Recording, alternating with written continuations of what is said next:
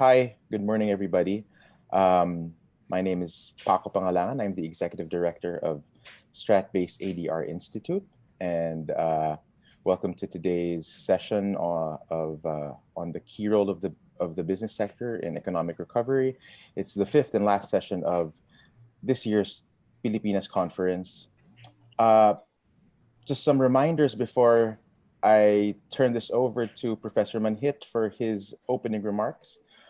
For our participants, please use the Q&A function to send in your questions that we'll try to get to later in the program.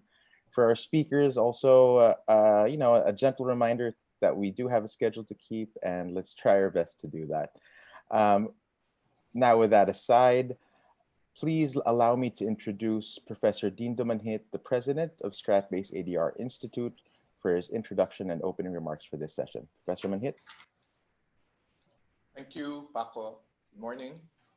Good morning to our speakers, panelists, our keynote speaker, but also good morning to our participants. As of this morning, I saw at least 267 registered participants. Both some are even foreign participants and people also from media. So allow me to welcome everyone to this fifth session of Pilipinas Conference 2020, the key role of the business sector in economic recovery. Since our lockdown or the announcement of a global pandemic March of this year, our research and intelligence team have identified what we call 8 pandemic risks. But though we define it as risks, we see it also as opportunity, especially when we get the whole of society to work together. This morning, I want to focus on what I call the BAYANIHAN spirit of the private sector or businesses through UGNAYAN amid the pandemic.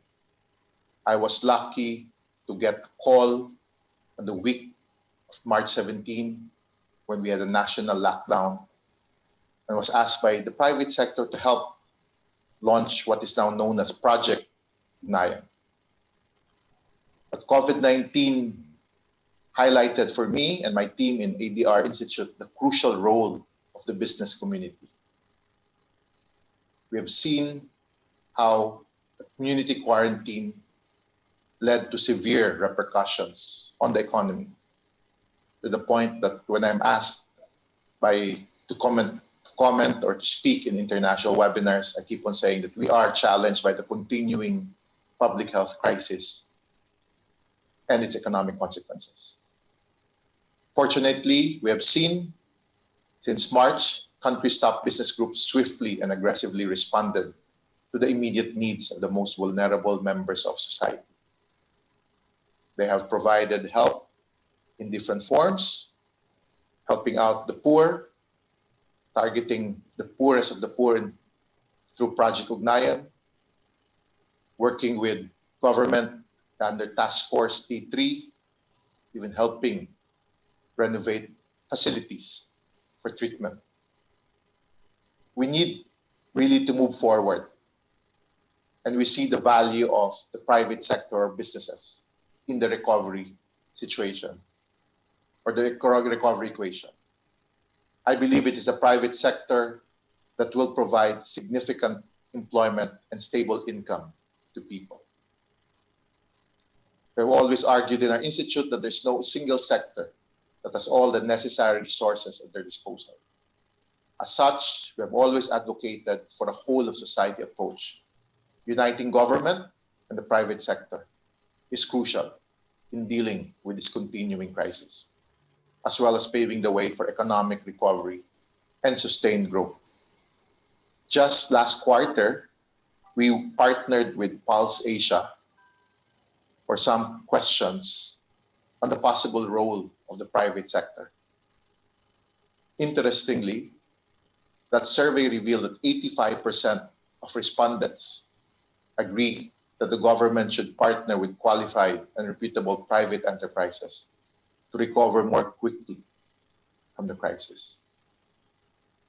And respondents identified where they see the critical role of the private sector is. They're here to create jobs, expand livelihood opportunities, even elevate poverty, and help government improve the healthcare system. So as we move forward and recover, we know that government's resources as we move towards 2021 will be strained due to nearly a year-long COVID-19 pandemic and even recent natural disasters. These resources and dexterity of the private sector will be critical, not just in immediate assistance, but in emerging or rather energizing and sustaining economic recovery. It is evident that Filipinos believe that the private sector should actively infuse investments to accelerate infrastructure development and even the delivery of public services through public-private partnership. We hope that a strong collaboration with the private sector will facilitate economic recovery and reduce poverty incidence in 2021. As we move to 2021, we hope, as we have gathered the private sector, we get this opportunity to talk among ourselves, to offer ideas. Hopefully government hears it, listens, and together we can move and recover from this pandemic by 2021. Allow me also, as I thank everyone again in joining us, our speakers, allow me to introduce a good friend for more than, I think, nearly 3 decades, initially working with him in the Senate. Then he was a professor in UP, now a professor emeritus, served as secretary of the Department of Budget and Management when I was in government also, in the education department, and now Central Bank Governor, or Bangko Sentral ng Pilipinas. Governor Ben Jokno, thank you for joining us, and the floor is yours.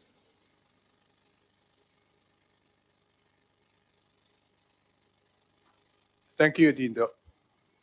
Officers and members of stat-based ADR Institute, thought leaders from the business sector, academe, guests, and fellow speakers, good morning.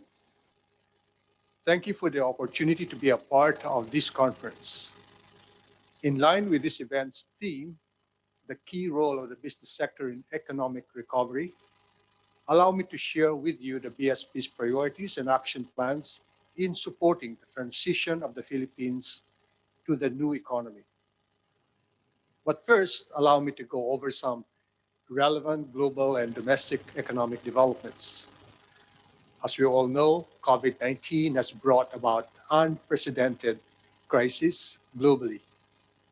In the October World Economic Outlook, or WEO, the International Monetary Fund projected that the global economy will contract by 4.4% this year. That might turn out to be too optimistic based on recent events. At the regional level, the whole of Asia is projected to contract by 2.2% in 2020, with advanced economies contracting by 4.2% and emerging markets and developing economies contracting by 1.7%. Back home, the Philippine economy contracted by 10% in the first 3 quarters of the year, following 21 years of uninterrupted growth. As restrictions are slowly lifted and economic sectors gradually reopen, the BSP expects the Philippine economy to bounce back and grow from 6.5 to 7.5% in 2021 and 2022. Indeed, we have been through difficult times. Yet there are signs that the economy is on the road to recovery. First, headline inflation remains within the government's target range for the year, averaging 2.5% from January to October this year. Inflation is expected to settle within the government's target range of 2 to 4% in 2021 and 2022. And based on recent BSP staff estimates, average inflation will be 2.4% in 2020, 2.7% in 2021, and 2.9% in 2022. Second, even with the huge financing requirements to mitigate the effects of the pandemic, our economy's debt profile remains manageable. While the Philippines' debt to GDP ratio increased to 48% as of end June 2020, this remains below the debt to GDP ratio that was recorded by the country during the fiscal crisis in 2004, which was at 72%. Also, the country's total external debt increased only to 24% of GDP as of end June 2020, a large part of which is in the form of medium and long-term loans. Third, we see positive developments in our external position. Growth of net inflows of foreign direct investments have increased since May, recording a 46.9% year-on-year growth in August 2020. We forecast foreign direct investments to increase by 5.6% this year and by 7% next year. Personal remittances from overseas Filipino workers, on the other hand, recorded a 9.1% year-on-year growth in September 2020 as host economies started to reopen. From an earlier projected contraction of 5%, year-to-date contraction was only 1.4%. Our full-year estimate is that OFW remittances will contract by only 2%. Next year, we expect remittances to bounce back to 4%. Year-to-date, the gross international reserves has reached 103.8 billion US dollars. That's equivalent to 10.3 months worth of imports of goods and payment of services and primary income. 10.3 months. The received doctrine is that 3 months worth of imports of goods are enough. Fourth, our banking system remains resilient. The non-performing loan ratio of the Philippine banking system remains manageable at 3.6% as of end September this year. To put things in perspective, the NPL ratio during the Asian financial crisis were in double-digit level. Banks also remain well capitalized, with capital adequacy ratio well above the BSP's regulatory requirement of 10% and the Bank for International Settlement standard of 8%. Fifth, amid the COVID-19 crisis, the Philippine peso has remained stable and has been one of the strongest currencies in the region and in the world. The strength of the Philippine peso is reflective of our sound macroeconomic fundamentals, which was achieved through years of resolute structural and economic reforms. The swift and decisive measures undertaken by the BSP at the onset of the pandemic have provided crucial support to the economy and market confidence. We reduced policy rate by a cumulative 200 basis points. Reserve requirements were also reduced by 200 basis points for universal and commercial banks and by 100 basis points each for thrift banks and rural and cooperative banks. We entered into a repurchase agreement with the national government through the Bureau of the Treasury. We also opened a daily 1-hour window to purchase government securities in the secondary market. We remitted dividends amounting to 20 billion pesos in support to support the national government, even if the BSP is no longer required under our new charter to remit cash dividends to the national government. Moreover, we expanded the set of eligible instruments as compliance with the BSP's reserve requirement to include newly granted loans to micro, small, and medium enterprises and critically impacted large enterprises that do not belong to a conglomerate structure. The BSP also took a proactive stance in its prudential actions. It issued time-bound and targeted regulatory and operational relief measures to encourage BSP-supervised financial institutions to continue their support to the economy, particularly the micro, small, and medium enterprises. These measures include extension of financial relief to borrowers, incentivized lending, promotion of continued access to financial services, support for continued financial services delivery, and support for sufficient level of domestic liquidity and economic activity. There are additional bright spots. Digital transformation of the banking system accelerated through the increased availability of access points and usage of digital financial platforms. This is evident in the 4.1 million digital accounts opened in banks and non-bank electronic money issuers during the lockdown. In addition, the use of PesoNet and InstaPay transactions grew dramatically, both in number of transactions and in value during the lockdown and beyond. In light of these developments, the BSP enhanced its regulation on financial consumer protection framework under BSP Circular Number 857 as amended by Circular Number 1048. The BSP also takes an active role in pushing for the implementation of the Philippine National ID system in collaboration with the Philippine Statistics Authority and other agencies. The National ID will provide a verifiable digital identity for Filipinos and enable them to open bank accounts, use financial services more efficiently, and gainfully participate in an increasingly digital economy. Last September, we also launched the initial offering of BSP securities, a power that has been restored by Congress in 2018. This is part of our initiative towards a more market-based monetary operations. The BSP securities will gradually expand the existing supply of risk-free financial instruments in the banking system and help in the development of the local bond market. The BSP also strongly supports recently enacted laws and advocacies for the passage of pending legislative bills that are anchored on responsible risk-sharing mechanisms.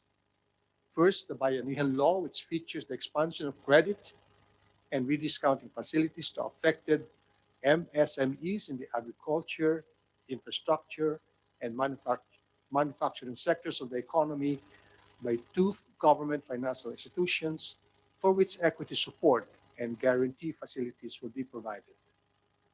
Second, the Financial Institutions Strategic Transfer Bill, or FIST bill, which seeks to help financial institutions offload their pandemic-induced non-performing assets through special purpose vehicles, or SPVs.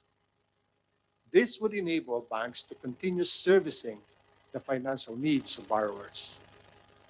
Third, the Government Financial Institutions Unified Initiatives to Distress Enterprises for Economic Recovery, or GUIDE, which will enable the creation of a special investment vehicle that would infuse capital in key enterprises with proviso on employment preservation. Lastly, the proposed Corporate Recovery and Tax Incentives for Enterprises, or CREATE, which proposes an immediate across-the-board cut in corporate income tax rate for all firms from 30% to 25%, followed by a 1 percentage point annual cut from 2023 to 2027. This will bring down the corporate income tax rate to 20% by 2027. Nonetheless, as the end of the pandemic still remains uncertain, the BSP continues to monitor economic developments and data to gauge the evolving needs of the economy.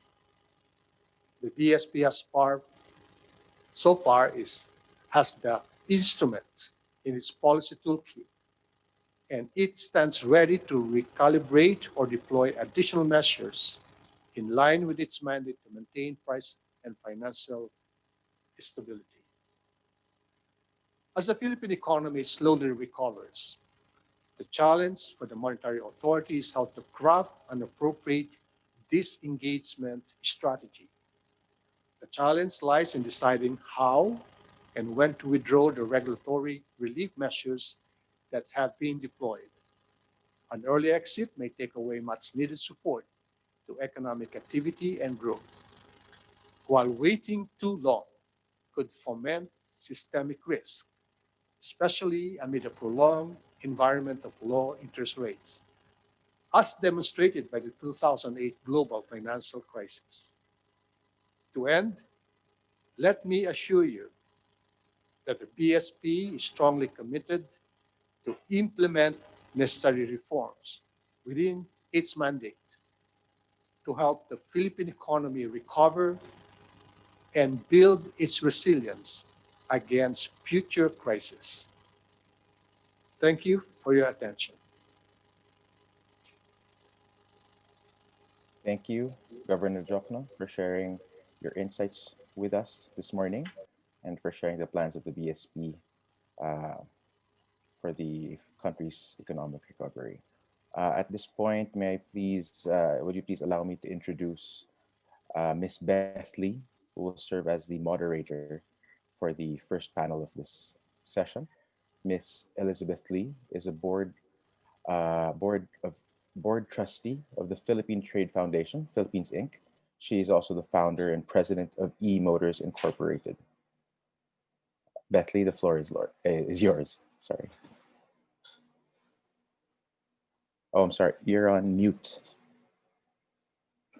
We will thank you, Paco. We will have some time to discuss with Governor Jokno.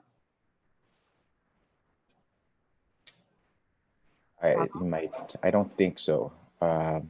Maybe we can just send him our questions and we can relate to the participants his response, if ever. Right. So since we're not going to have that open forum with the governor, are we going to push through now with the speeches? Yes, we can move. Would you like to introduce our first speaker or should I? You should. Okay, great. Okay, in that case, thank you for throwing it back to me so that I can introduce our first speaker, Ambassador Yuiko. Ambassador Yuiko is the president of the Philippine Chamber of Commerce and Industry, the country's largest business organization. He also served as a special envoy of the president with the rank of ambassador for trade relations for Eastern Europe, then North America and Latin America. Ladies and gentlemen, please welcome Ambassador Yuiko, who will be discussing building a better normal to the whole of society approach. Thank you, Paco. Good morning, and thank you again for inviting me to share PCCI's views on the role of the business sector in economic recovery. The COVID-19 pandemic is perhaps the greatest challenge we have faced as a nation and the greatest global problem facing humanity since the end of the Second World War. Epidemics have been part of the history of humanity, but COVID-19's consequences have impacted countries across the globe in record time and have affected all aspects of life in a way we have never experienced before. With no clear end in sight until very recently, Governments, businesses, civil society, development stakeholders have been forced to take unprecedented measures to fight and contain the outbreak. If there is one thing we learned about the pandemic, it is that the spirit of solidarity, that sense of kinship, in the realization that surviving and effectively recovering needs a collaborative approach that assumes that no single group or entity has the capacity to successfully manage the dynamic, complex problems that has arisen in the COVID-19 environment. We need the Bayanihan spirit, the whole of society approach, where different stakeholders, government, private sector, civil society, communities, even families and individuals, must be able to understand each other's needs as we develop strategies to tackle the crisis and recover and heal as one. In the early days of the crisis, when it became apparent that there will be communities that will be much more affected as a result of the lockdown and corresponding loss of sources of income, especially for those on a day-to-day livelihood, PCCI worked with the Asian Development Bank in its Food for the Needy program. We mobilized our members for the donation of food packs and logistics support. For the first time in PCCI's history, practically all our local chambers nationwide went on a CSR mode, not only for their communities, but also for the workers of their member enterprises. Despite the bleak outlook, many of our members adopted cost-saving measures so they did not have to lay off their workers while ensuring that their operations continue, even at very limited capacity. As an organization that represents small, medium, and large enterprises in different sectors, PCCI fully understands that we cannot simply ask for fiscal relief to help our smaller members cope and survive. We also need to weigh in on the capacity of our partner stakeholders to provide such measures in the short, medium, and long term. Otherwise, we could see our economy collapsing. For example, even as we asked government for the extension for the filing and payment of the annual income tax, we encouraged our members who can to file and pay their taxes early to help government continue to have enough resources at their disposal to support our economy.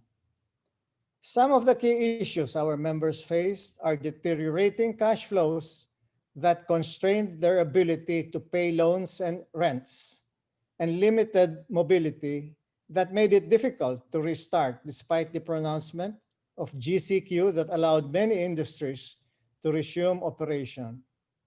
We did not seek for the outright relief, but instead sought our partnership agreements. For example, while our banks still had strong balance sheets, we understand fully well that substantial loan defaults can put them at risk. Yet, if our banks did not work with their clients and our members to find win-win solutions, many of their long-time clients, providing them with a steady stream of revenue, could cease to operate. Either way, this will have dire consequences not just for the banks, but for the economy. Instead of seeking outright relief from payment and interests, we appealed for the voluntary and negotiated loan term extension or restructuring to provide businesses more breathing room to survive the pandemic.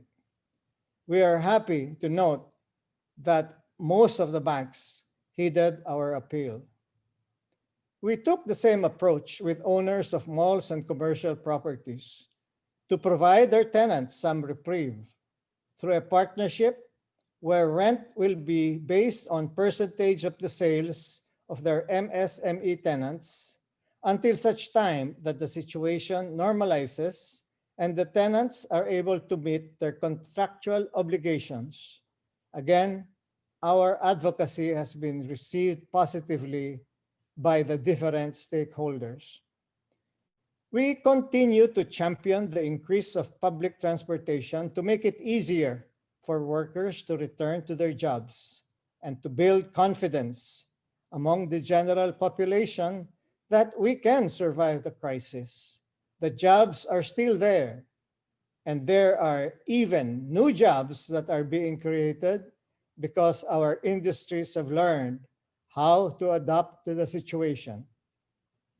We participated in dialogues with government and our medical practitioners to get the recommendations on how public transportation may be increased safely. Now, there is more support to our proposal and acceptance even by the medical community.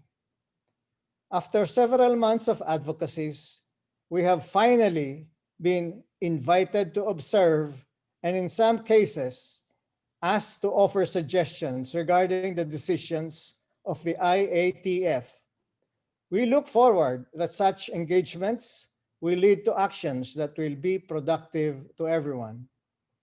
And to help our small enterprises move forward and develop resilience, we have been training them to transition to the digital through webinars, to be more educated in technology, to be innovative, and explore out-of-the-box thinking.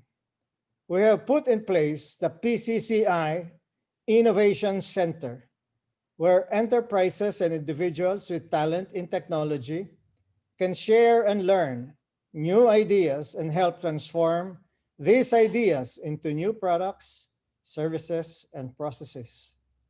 We are currently finalizing a partnership agreement with one of the world's renowned technology companies to work with PCCI to make our vision of an innovation nation a reality through the PCCI Innovation Center. These, in essence, represent what we and other private sector groups have been doing in the spirit of the Bayanihan, or the whole of society approach to recover, to heal, to develop resilience, and to better build a better normal as one, where we engage our different stakeholders and facilitate their participation in decision-making processes and to take appropriate measures together, where we build mutual partnerships to create a strong confidence within our community that will ultimately help them help each other survive the pandemic and come out stronger, resilient, and more sustainable. Government cannot do everything alone. It needs the active support of all stakeholders of society to be able to effectively nurse our economy back to health. Solidarity of the highest order. That is the Bayanihan spirit. That is the whole of society approach. That is how we can rise from the COVID-19's ashes and build a better future. Thank you very much and good morning. Thank you, Ambassador Yuiko. Thank you for and sharing your thoughts on the Bayanihan spirit and the role of the business sector, from small and medium all the way to large companies in the Philippine economy's recovery. With that, I'd like to introduce our next speaker for this panel. Our next speaker will be discussing labor and social policies for national development and economic recovery. Mr. Sergio Ortiz Luis Jr. is the president and honorary chairman of the Employers Confederation of the Philippines, or ECOP. He is also the honorary chairman and treasurer of the Philippine Chamber of Commerce and Industry. Mr. Ortiz Luis currently serves as the president and chief executive of the Philippine Exports Confederation. He is known to be the founding director of the International Chamber of of Commerce of the Philippines. Ladies and gentlemen, Mr. Sergio Ortiz Luis. Sir, the floor is yours. Stat-based ADR Institute President, Professor Dean Domanhit, DSP Governor Dr. Benjamin Jokno, my co-panelists, my President, PCI President, Ambassador Benedicto Yuico, MBC Chairman, Mr. Edgar Chua, our moderation, Ms. Betty of Philippines Inc., industry leaders and business organizations, friends, colleagues, and participants and guests, ladies and gentlemen. Nearly 9 months now in this pandemic, I believe that we have already a full grasp of its impact, with the pandemic evolving from being initially a health crisis to one that has far-reaching negative economic and social repercussions. This crisis therefore necessitates a multi-sector and multifaceted response globally, considering how the world has become so interconnected, particularly as a result of technology and trade policies. But what is clearly emerging is that this pandemic has imposed changes that, whether or not, economies and enterprises have to adjust, to adapt.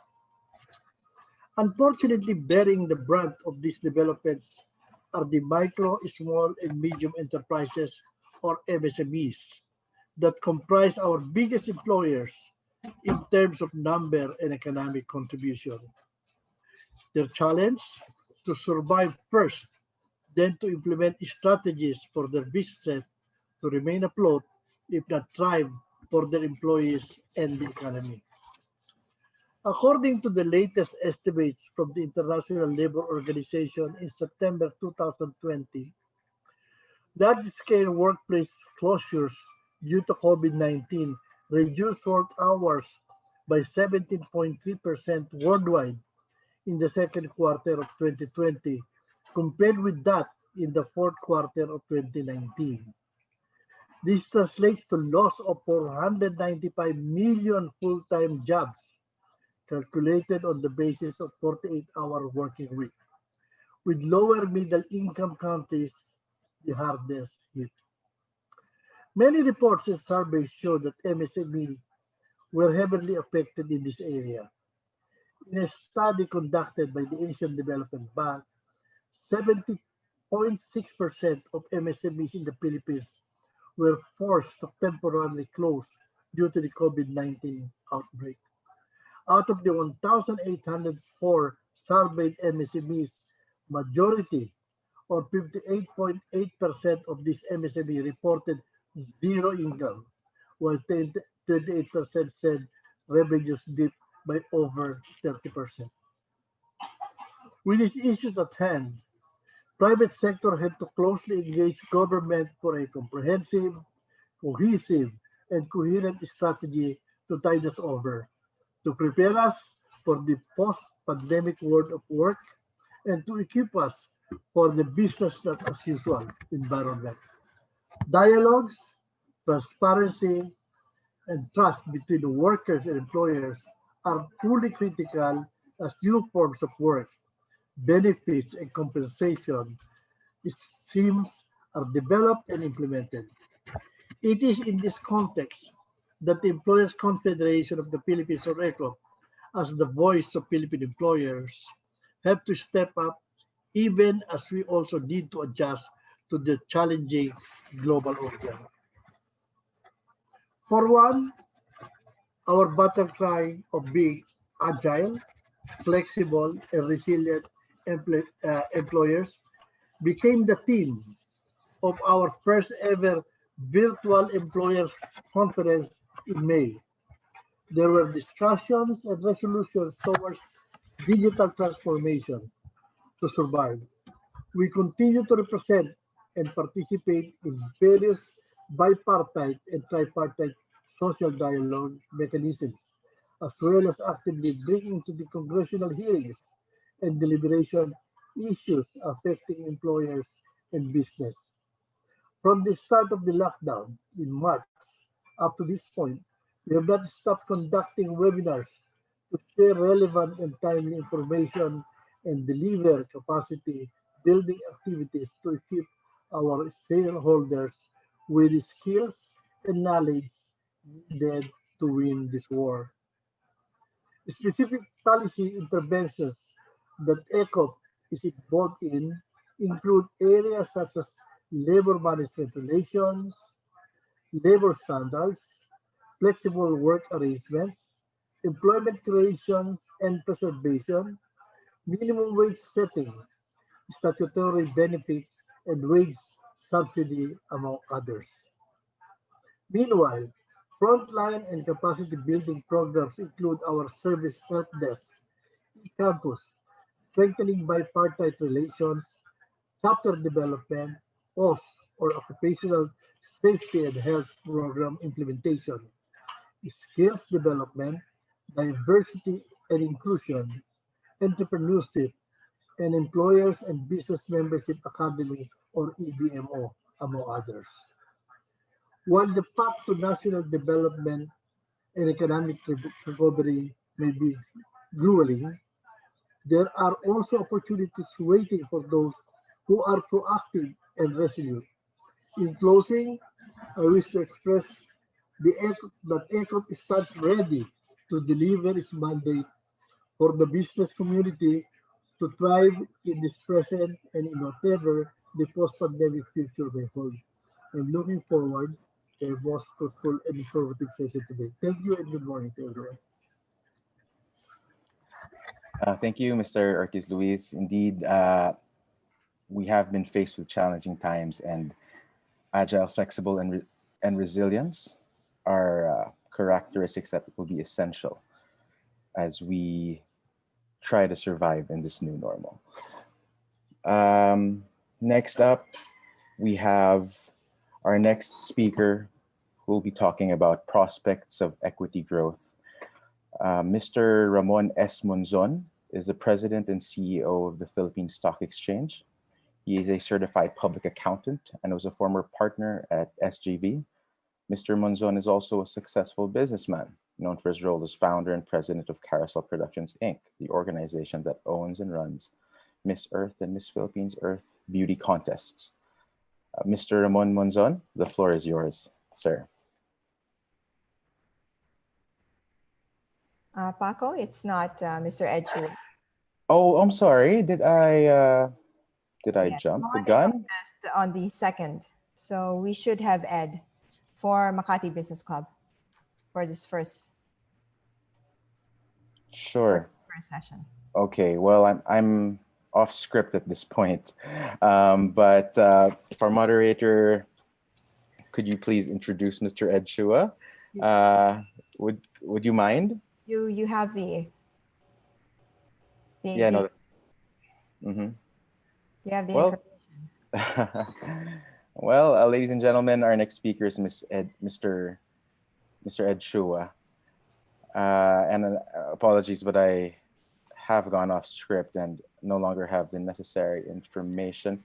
There we go, I found it. Okay, I was lost there for a second. Mr. Ed Chua is the chairman of the Makati Business Club. I apologize in advance, Mr. Chua. You are the chairman of the Makati Business Club and had many years of experience in petroleum business as the former country chairman of Shell companies in the Philippines for more than a decade.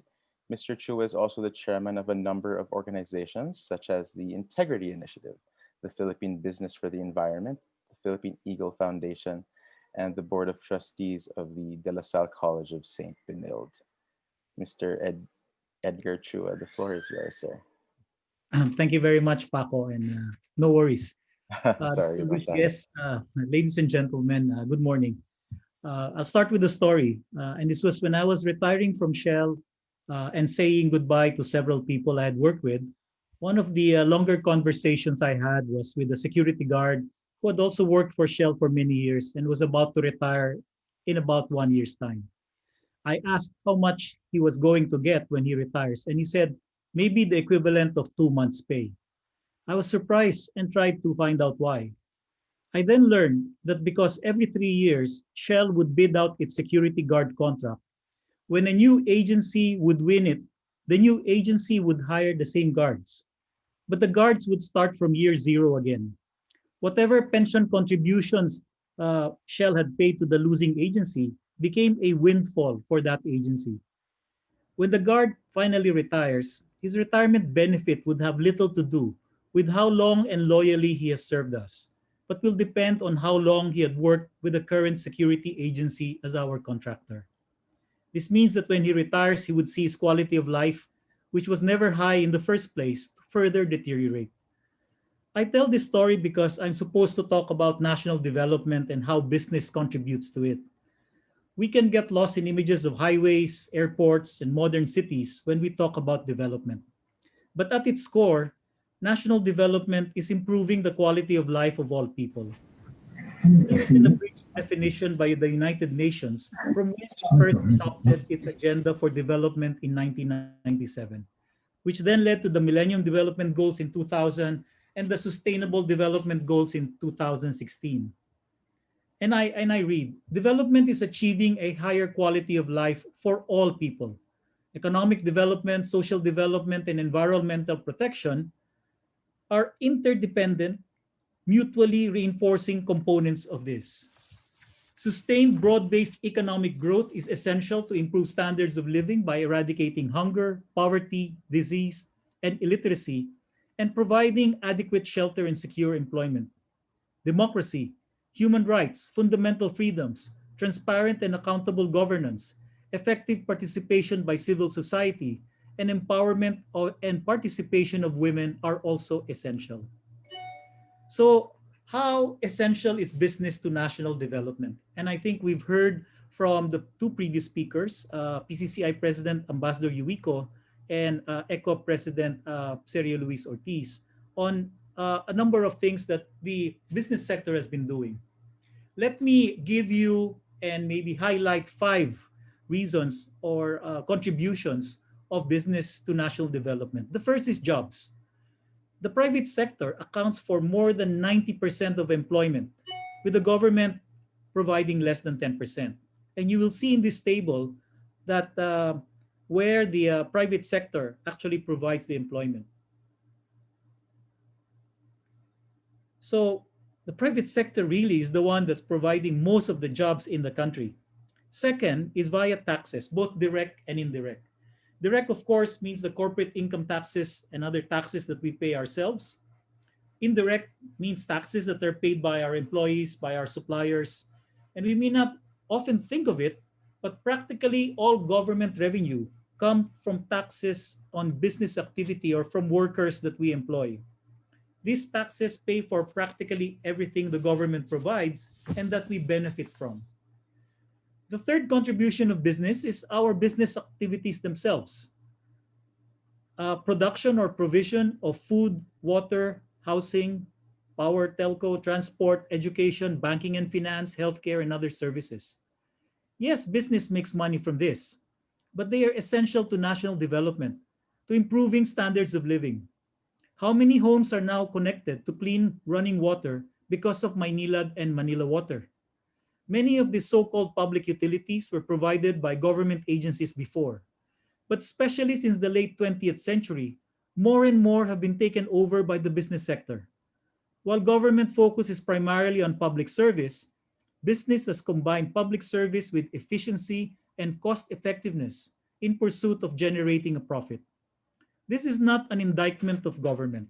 We all have our roles, and all are equally important. Business should provide solutions, pay the right taxes, comply with the agreed upon service deliverables, follow labor, consumer, environmental, and other laws.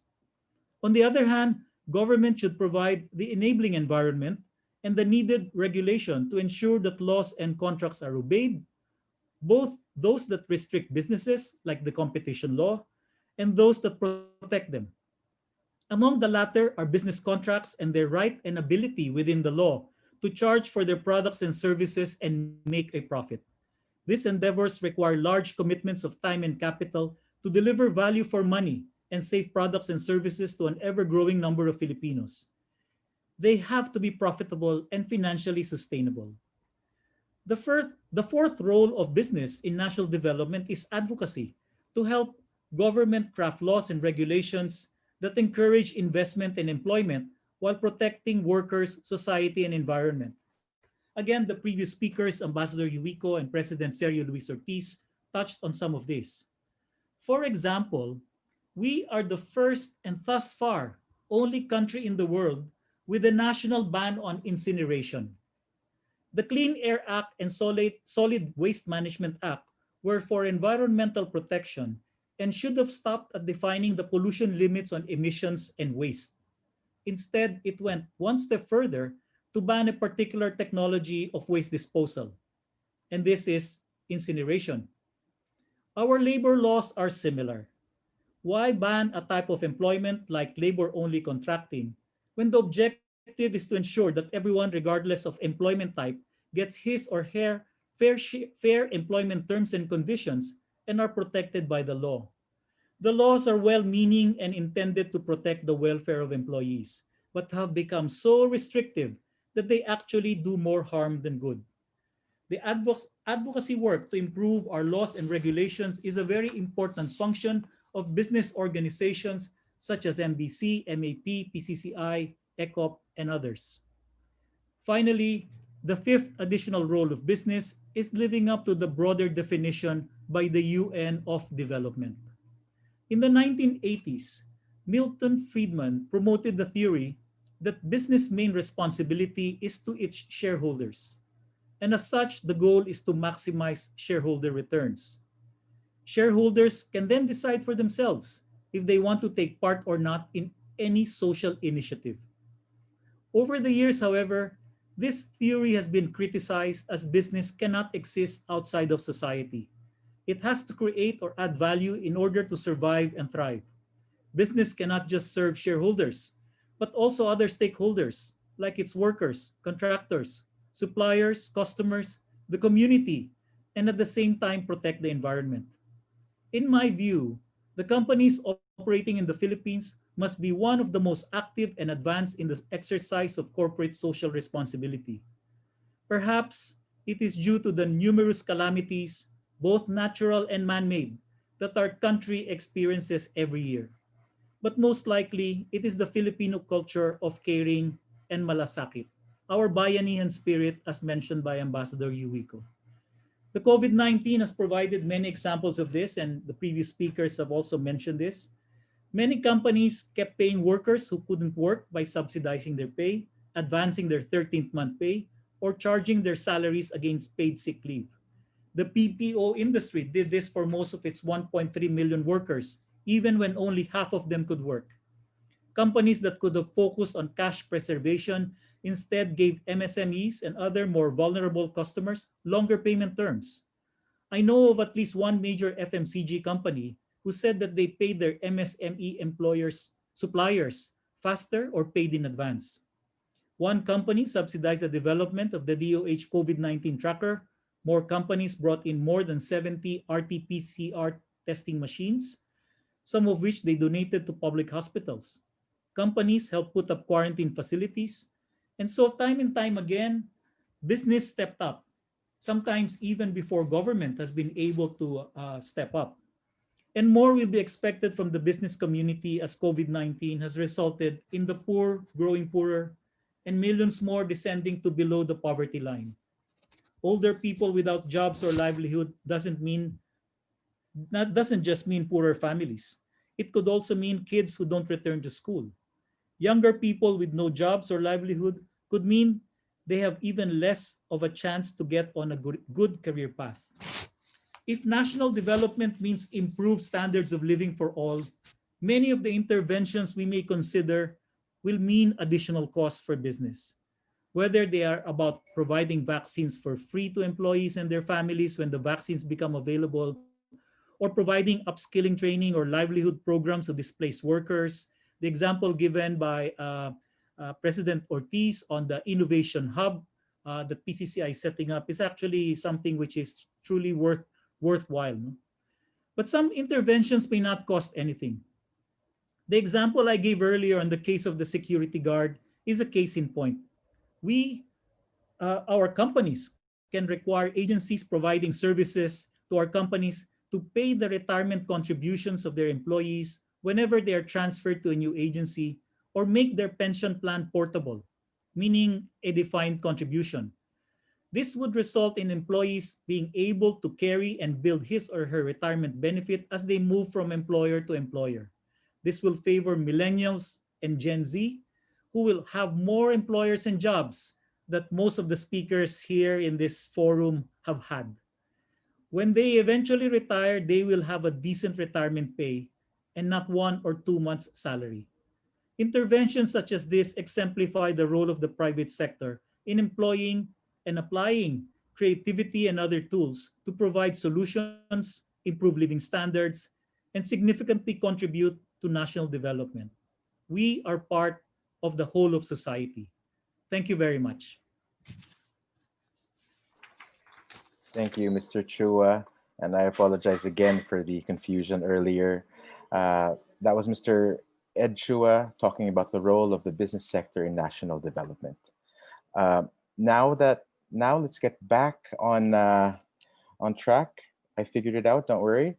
Our next speaker is, as mentioned earlier, Mr. Ramon Monzon, the President and CEO of the Philippine Stock Exchange, who's here to discuss the prospect of equity growth.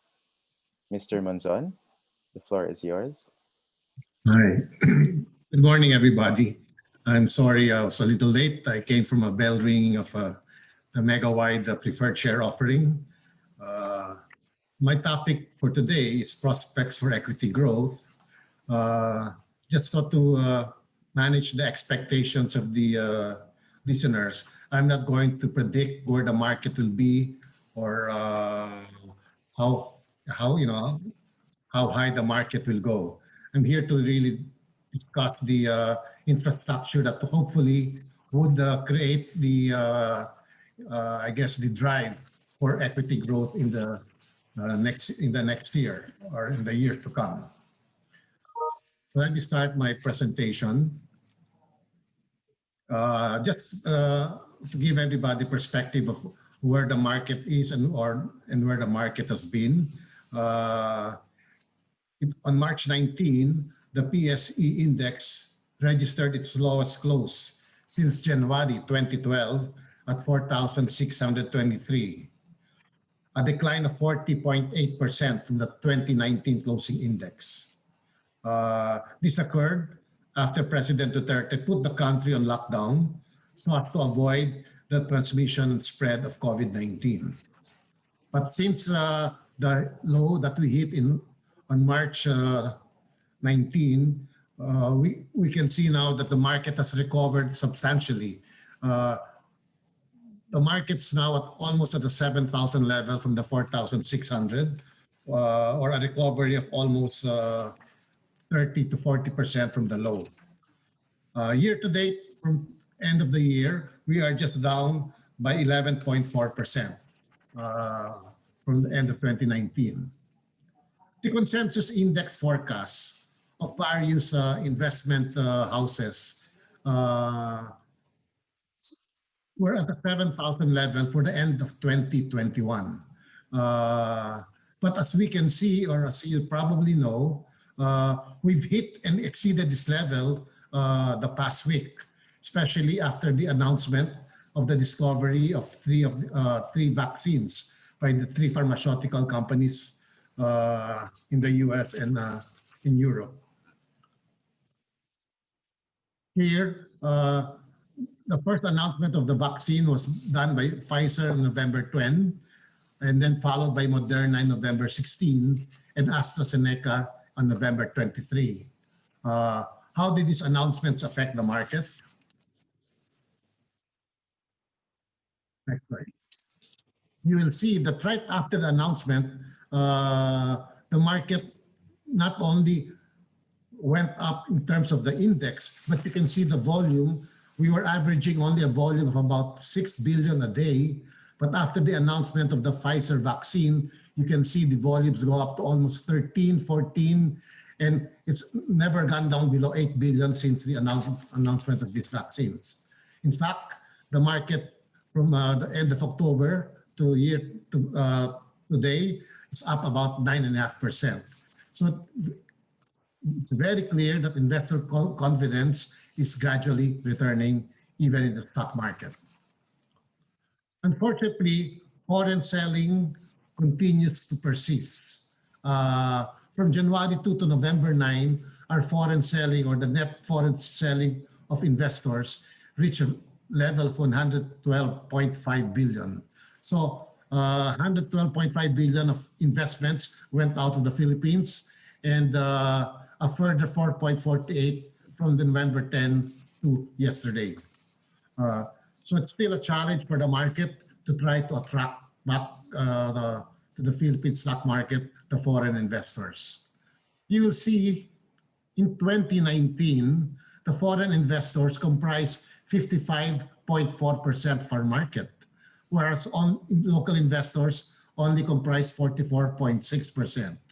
But because of the big outflow of foreign investments, you can see a switch in the composition of the local market. Now it's the local investors who carry the market with 53.9 or 54%, and the foreign investors going down to 46% from 55%. Equities historically have always provided higher returns. It is a 10-year average growth rate from 2009 to 2019. You will note that even though we had the global financial crisis, the 2008-2009 period, you can see the equity returns providing a much higher level than any other investment instruments. Of course, the equity returns for 2020 have gone down, but I am sure if we look at these numbers 10 years from now, we will see a similar performance of the equity markets.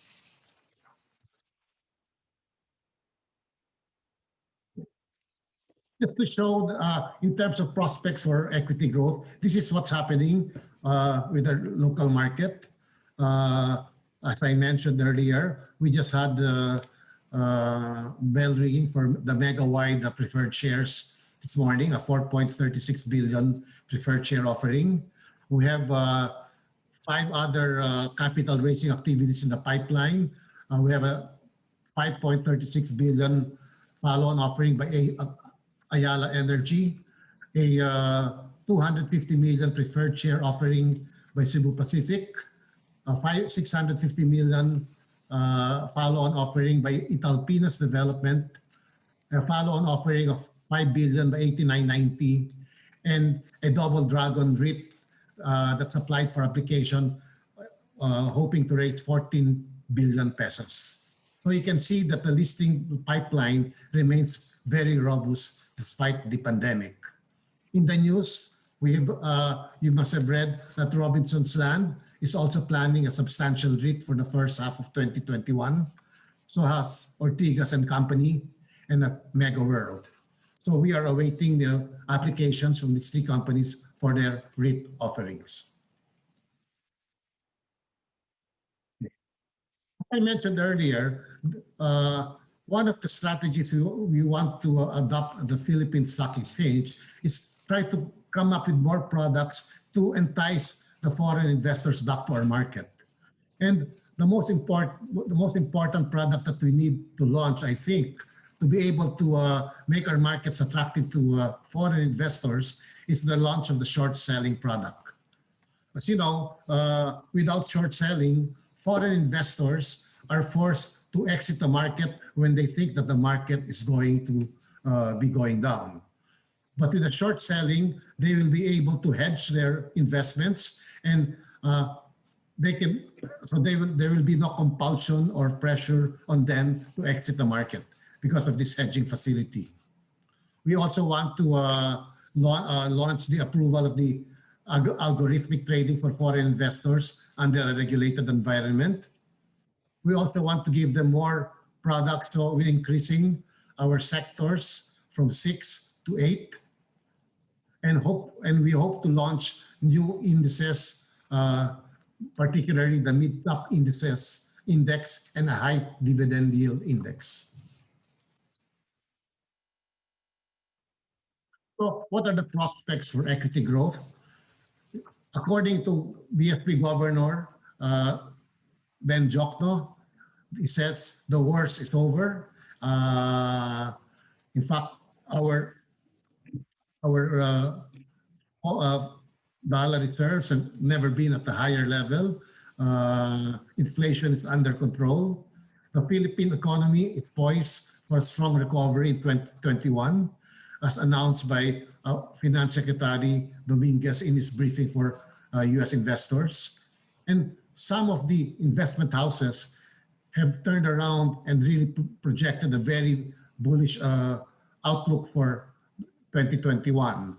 Some have forecast the index to hit about 8,300 to 8,900. We hope this will become true. That's my presentation for the prospects for equity growth. Thank you very much. Thank you very much, po, Mr. Monzon.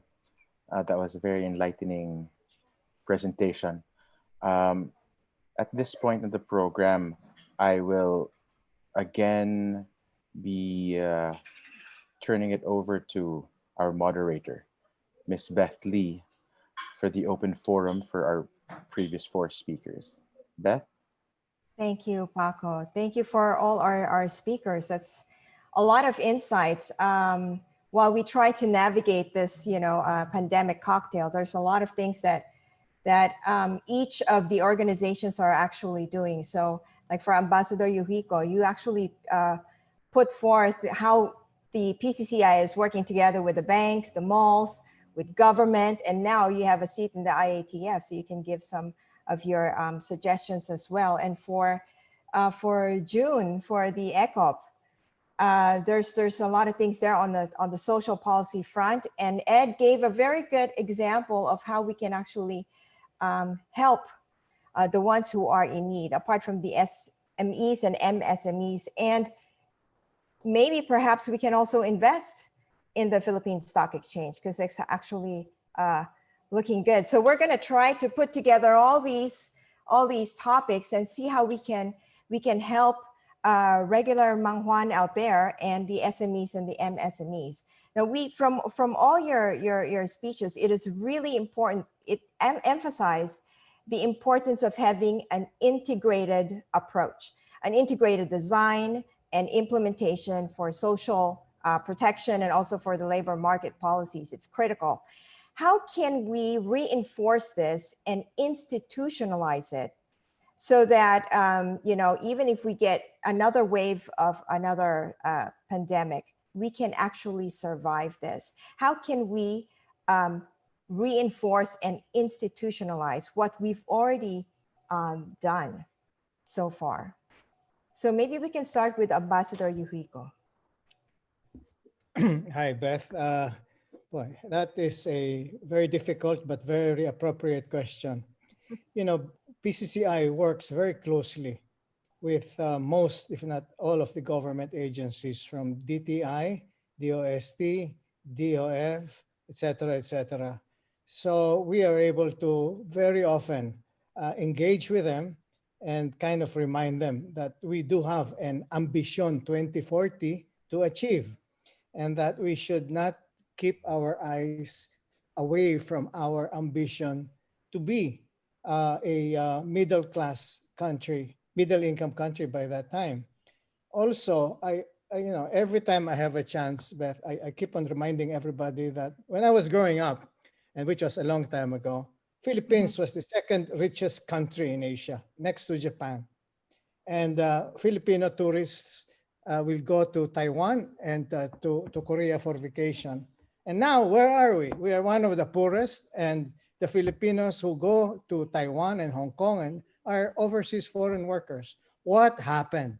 Yes. So I hope that this pandemic will re-energize our country for everybody to realize that, hey, we deserve better. We can do better. And this is what I hope will happen going forward, that this pandemic wakes us up, that we deserve better. Thank you. Yeah.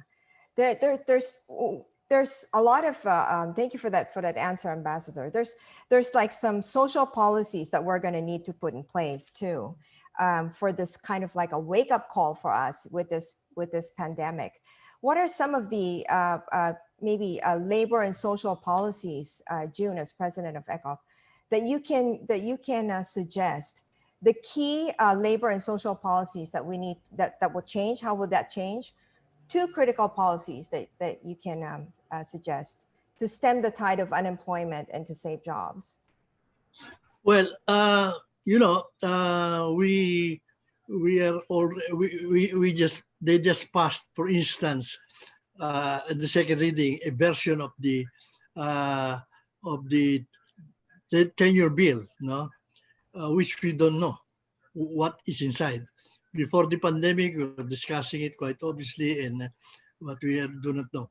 There are more than 100 bills on social policy and labor that is filed and refiled every year, more than 100. And this is mostly coming from, well, sad to say, some party lists who are taking care of their groups, women's sector, labor sector, whatever. And they shop around the world for the best practices that is not applicable to us, and they find it here. And we are busy stopping at least maybe 99% of them, rather than coming up with our own version of new bills or policies. And if 1% goes through, and there is a shudder in the business community, because believe it or not, it will be a disaster. Like, for instance, there were bills filed for 10 months maternity leave. Where they got it, I don't know where, but eventually we settled for 3 months plus. Those are the things that we have to battle with. And I think what I will suggest is what they have been doing in other countries. We have to debill or to take out some laws which are antiquated, even our labor laws. We have to deal with it and make it attuned to the times. It is so antiquated that if we follow them, it only leads to uncompetitiveness. So I hope we can more look at what we have to review, rather than come up with we have enough laws. Because like what everyone is saying, that this actually it has to be a holistic approach. Yes, yes. If you put the balance too strong on just on the labor, the company that's actually providing the employment will suffer, and in the end we might not have any employment. So that's the balance. What would be yeah. We have to go with globalization. We cannot be on our own and come up with the things like as if the others do not exist. We have to be competitive.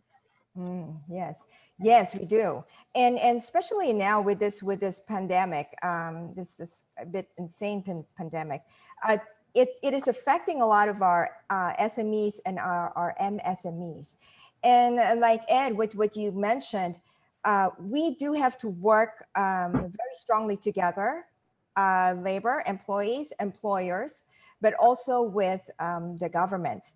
And the government, as Central Bank Governor Ben Jokno mentioned, they have been infusing liquidity already. And anytime there's a stress in the market, they actually put in more liquidity. That being said, how do we help our SMEs and MSMEs this is directed at you, Ed, in terms of loans? Interest rates actually are down now, and monetary policy, actually, they've been doing a lot for banks. Our banks, because they have a larger NPL and NPAs, non-performing loans and non-performing assets at this point in time, how can we encourage the banks to loan or step up to loan more to the SMEs and MSMEs, especially at this time of pandemic? Yeah, that's a difficult questions. uh, I first know. of all, first of all, I think there are two groups of banks. The Bayanihan law is meant to actually provide funding to government banks like Land Bank and DBP to increase the amount of funding that they can provide for loans to MSMEs. So that's the government bank. Um, the requirements, how easy it is, I'm not very familiar with that. On the private sector banks, um, the dilemma of the private sector banks right now is that while the BSP has provided a lot of relief and support, providing a lot of liquidity, on the other hand, the level of NPLs is quite high. And some of the relief that the BSP has provided to borrowers has also cut into the bank's bottom line. Well, for example, the central bank governor mentioned regulatory and operational relief, but that also included relief in terms of extended payment by the borrowers of the Yeah. loans to the Grace bank. period. There's a grace period. Second is the BSP has also put a cap on the interest rates for credit cards. Mm. Yes. So this too actually hits the bottom line of banks. And while of course we all want lower interest rates, you can imagine that in the credit card industry, there is a very high level of non-performing loans. So the higher interest rate subsidizes that, no?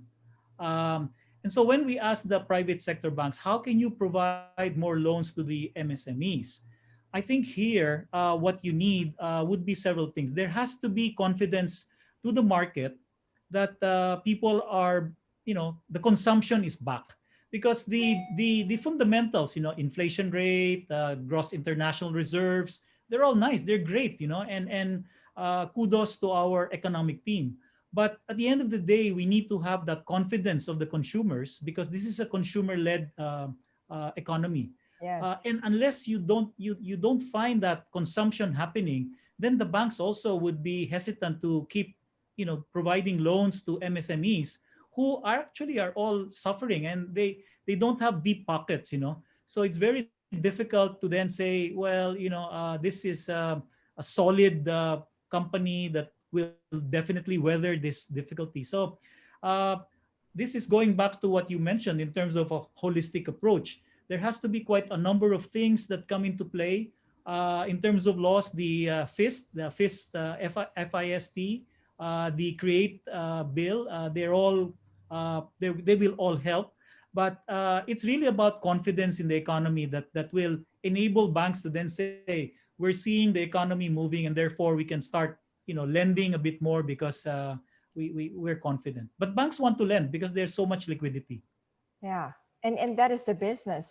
So is this is it a one-to-one, Ambassador Yuhiko? Is it a one-to-one discussion between the SME and the bank? And also, if I'm going to segue to Mon for the PSE, congratulations on actually the PSE hitting that 7,000 mark within this pandemic. And you did show a slide that says that you can actually gain more, about 9.9%.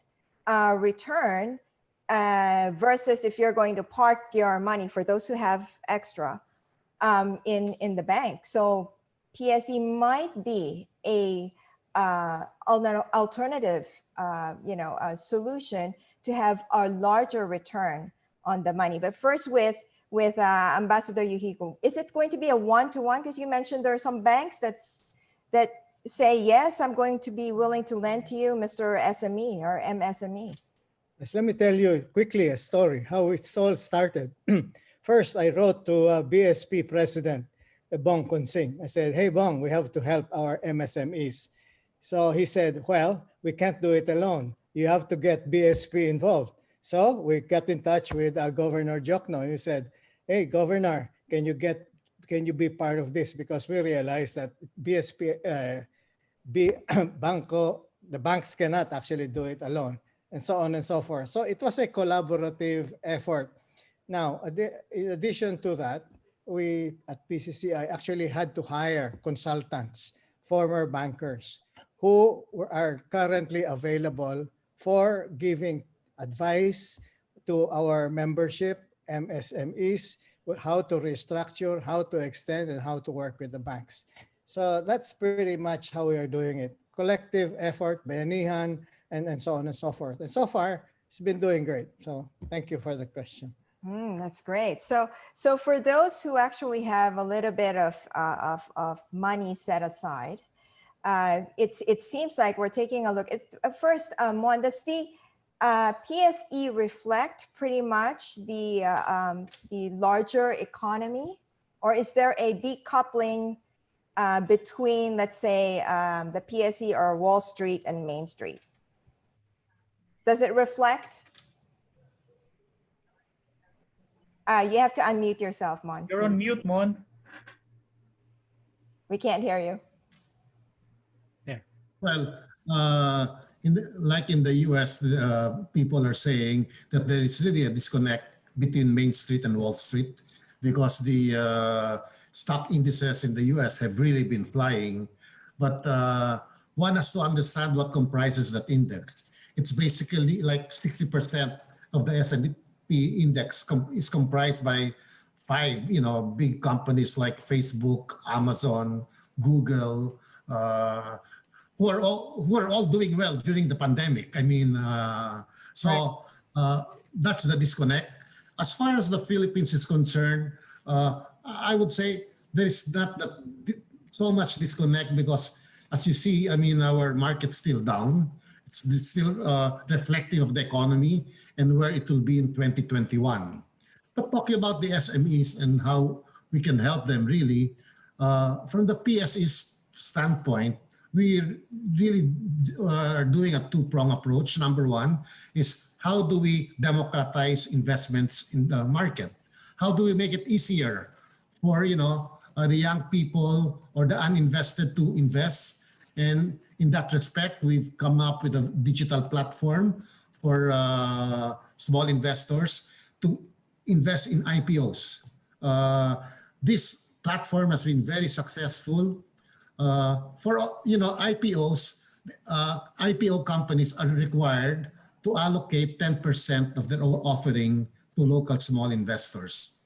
But prior to the launch of our digital platform, it was so tedious for a small investor to subscribe to an IPO, such that of the 10%, only 1% was being availed of.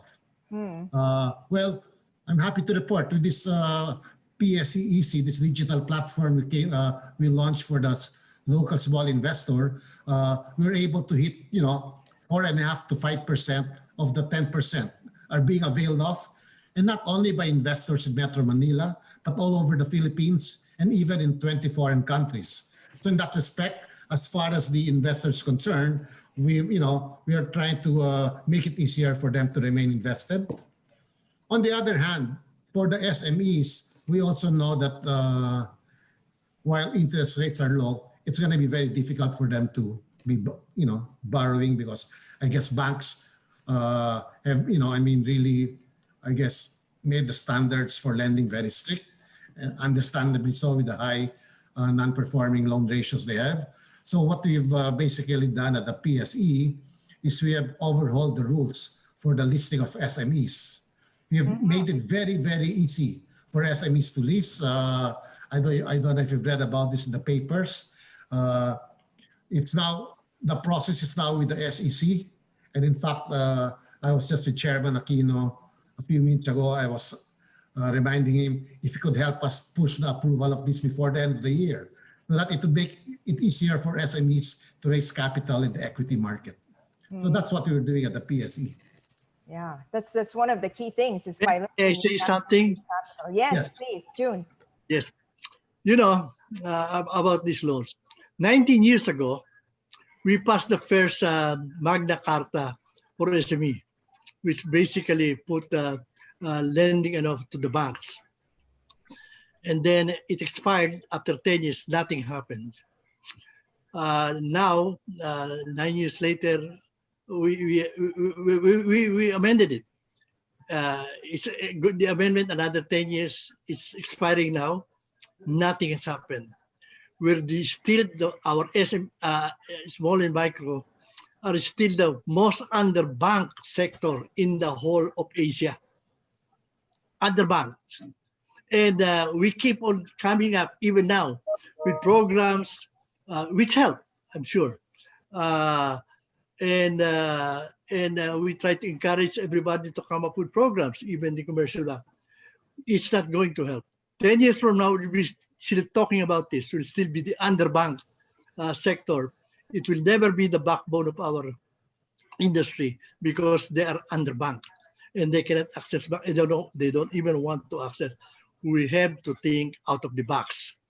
What did our neighbors do so that they will get out of this rut and leave us here still talking about it while they've done it already or doing it? We have to think out of the box.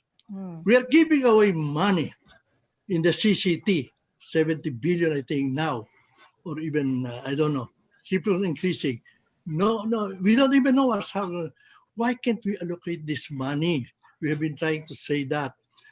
And lend it to micro with conditions that we don't expect 95% repayment. We don't expect it to be, the success rate, the success will be determined by how much employment did you generate, how much employment did you keep, especially during this pandemic, and then based on that, how did you graduate from being micro to small? And we still have 90% micro in our enterprises, 8% is small, Do you 1% medium, and 0.5% large. Can't we understand that everything we're doing now is just scratching the surface? It's not going to help. Government has to lead it. Once and for all, determine that if they're serious about developing small and medium, never mind the medium, they can take it up. The micro is small, which is 98%. They have to be serious about it. They do not have to look at whenever we say put money in it, what will you say? Where will we take it from? You cannot even touch the money that they're giving away as dole out for job creation, which eventually will stop the dole outs. Job creation is they have to think out of the box. Once and for all, it cannot be within the normal banking, so that we can graduate our micro and small. It has to be government to lead it. One example is the SB Corporation, something like that. They can lead putting enough money there and taking away all the requirements. BSP agreed that if SB Corporation is not under their administration, they can make their own rules. And that is, there will be a hit to the government, but it's not as much hit as 0% in dole outs. There will be a hit probably of about 25% non-repayment. But the job creation, and I assure you, if we do that in 5 years' time, we'll be at par with our neighbors in lending to our small and micro. Yeah, that's a fantastic point, June, because you know that your depth of experience. Do you think for everyone, the digitalization of payments, BSP governor was saying about he actually has a vision for digitalization. So do you think this is now the time, like the wake up call, like Ambassador was saying, now that to accelerate the digitalization, and how is that actually impacting businesses on both ends for employees and employers? Ed. Thank you, Beth, for that question. In fact, MBC has a project, and we're working with the BAP, Bankers Association of the Philippines, together with the BSP on how we can move towards the faster digitalization. We're getting funding also from USAID peso, and that is the intent, to make it much easier for people to transact business. And in China, for example, as you know, people there's hardly any cash transaction. Everything is digital, and that makes it so much. QR code, yeah. That's right, through a QR code. So I think what June was mentioning earlier is, of course, a separate issue, because that is providing funding, to allow for the micro and small enterprises to have access to financing. But I think the move to digital will help that, because at the moment it's so difficult applying for, just opening a bank account. The requirements on KYC and so on, I know. AMLA, that's so difficult. So can you imagine a small micro enterprise going through the hoops, So Right. hopefully that one will be a building block. But there are many other building blocks, like June mentioned, that needs to be looked at. So I think that's where, this is where PCCI and ECOP, their focus is on MSMEs. So they really know what's happening on the ground and can give solid recommendations. Yeah. And this is really good for all across the board, the digitalization of even online payments with the government, which we are encouraging to sort of like, hurry it up for us to be safe as well. Right.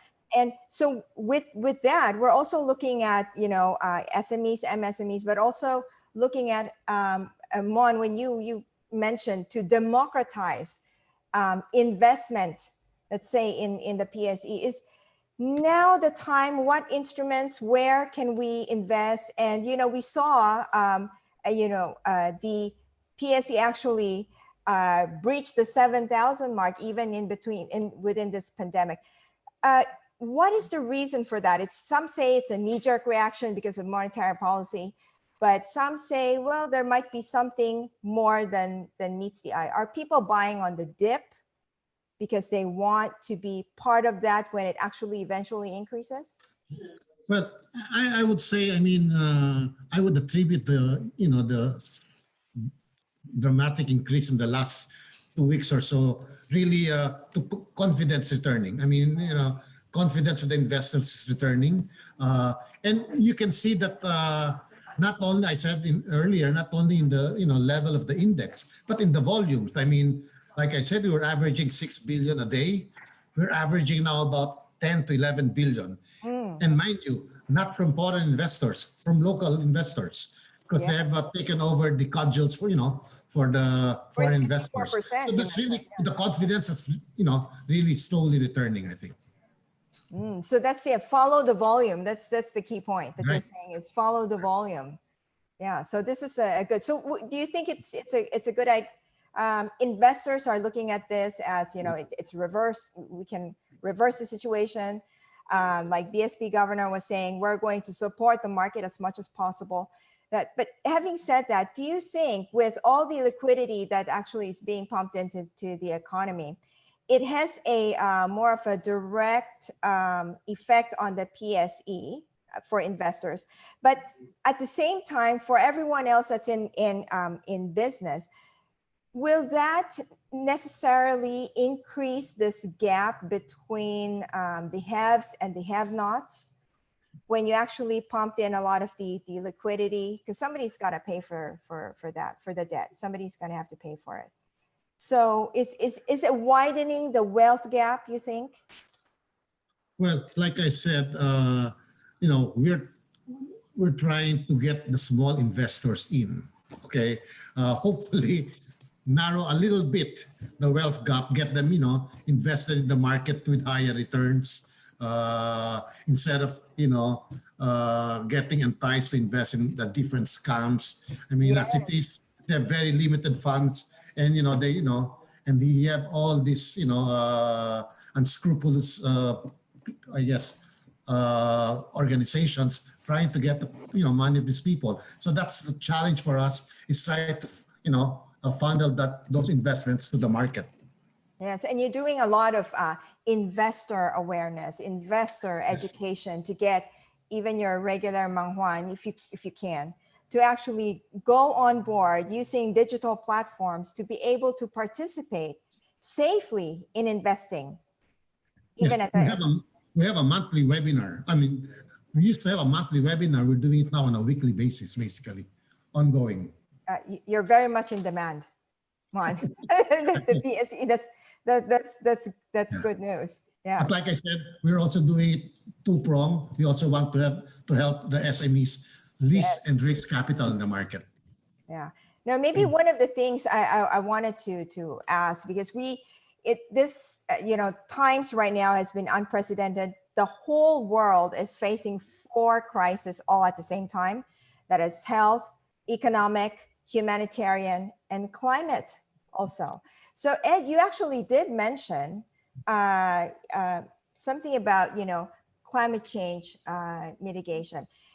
Is that still, and can it be made more significant, the crisis of climate? Because if you're going to put the pandemic relative to climate change crisis, the pandemic is temporary relative to it.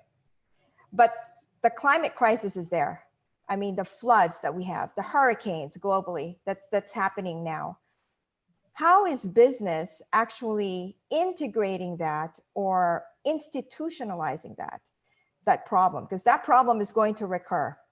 Yeah, I think there are a number of ways that business are actually putting that in place. For instance, many companies now in their annual reports are including reporting on ESG. And ESG, the SEC itself is actually now requiring this. Banks are requiring this. Investors are now asking for this. So more and more, you see pressure from different stakeholders are coming into play. So even companies who don't think it's important will have to put in place measures that will ensure that they are looking at the environment as an important part of doing business. But I know that in our country, many companies already have that in place. As I said, I think the Philippines, we're one of the most advanced in this. Even if times are tough, environment is key. So it's being institutionalized, Beth. As I said, annual reports now requiring ESG a component, and that's partly regulatory, partly also because they know it's the right thing to do, and that's what investors are looking for. So it's there. That's great, and it's actually getting more companies are now correct doing ESG reporting. And as a last question to Mon before you go, on the PSE, especially with ESG reporting, do you think the stocks or the companies, they're a blue chip, if you will, or if you want to become a blue chip, those are the ones that get a lot of the long-term investors investing in those types of companies in the PSE. The ones who actually have the ESG in place and sustainability reporting. Well, we are make a big push for ESG. Like Ed said, I mean, on the regulatory side, the SEC requires disclosure of your company's ESG developments in their annual report. In our case, we for PSE, we're having roundtable discussions with listed companies to promote their different ESG topics. We've had one already, and we're having another one early next year. So in that sense, we're really pushing ESG because I think investors now are looking for for that particular type of investment. You can't just ignore climate now and just work on your own companies. That's a minimum standard now. That's the SOP. Yeah. Right. Yeah. So you're generating a lot of interest here, Mon, for investing in the PSE. For those who are watching, what can you say? How can they actually get on the investment in the PSE? Well, what can they do? Please go to PSE Academy, and for those who are new investors, please attend our webinars. I mean, they're very educational. We're also having REIT seminars for small or medium-sized companies that might want to launch REITs or raise capital for the real estate business. So it's all in the PSE website. You will see the different digital training sessions that we have. Okay, and as a last question, this is for all, and any of you would want to take a stab at it, really, because we want to learn. Since the hard lockdown in March, we've had some time to think and reflect. Based on what you've learned in the several organizations that you represent, in your opinion, what has worked? What have you learned, and what has been missed in the response to the COVID situation? So Ambassador, you want to take a stab at it first? Okay, well, I was hoping you wouldn't ask me because that is a very difficult question. Now, in terms of what have we learned? Well, we have learned to cope up with a very difficult situation. But as I said, by working together, I think we were forced to work together to come up with a solution because this is not a one sector solution. Everybody needs to cooperate. Now, what have we missed? I think that in some instances, there are some, and I'll be very candid, there are some IATF regulations that when implemented at the ground level, could not have been implemented well. So we have missed more coordination. We wish that if the coordination would have been implemented earlier, I think it would have turned out with a little bit better results. No? The question that is really, really difficult that I don't think there's an answer is how do you balance life and livelihoods?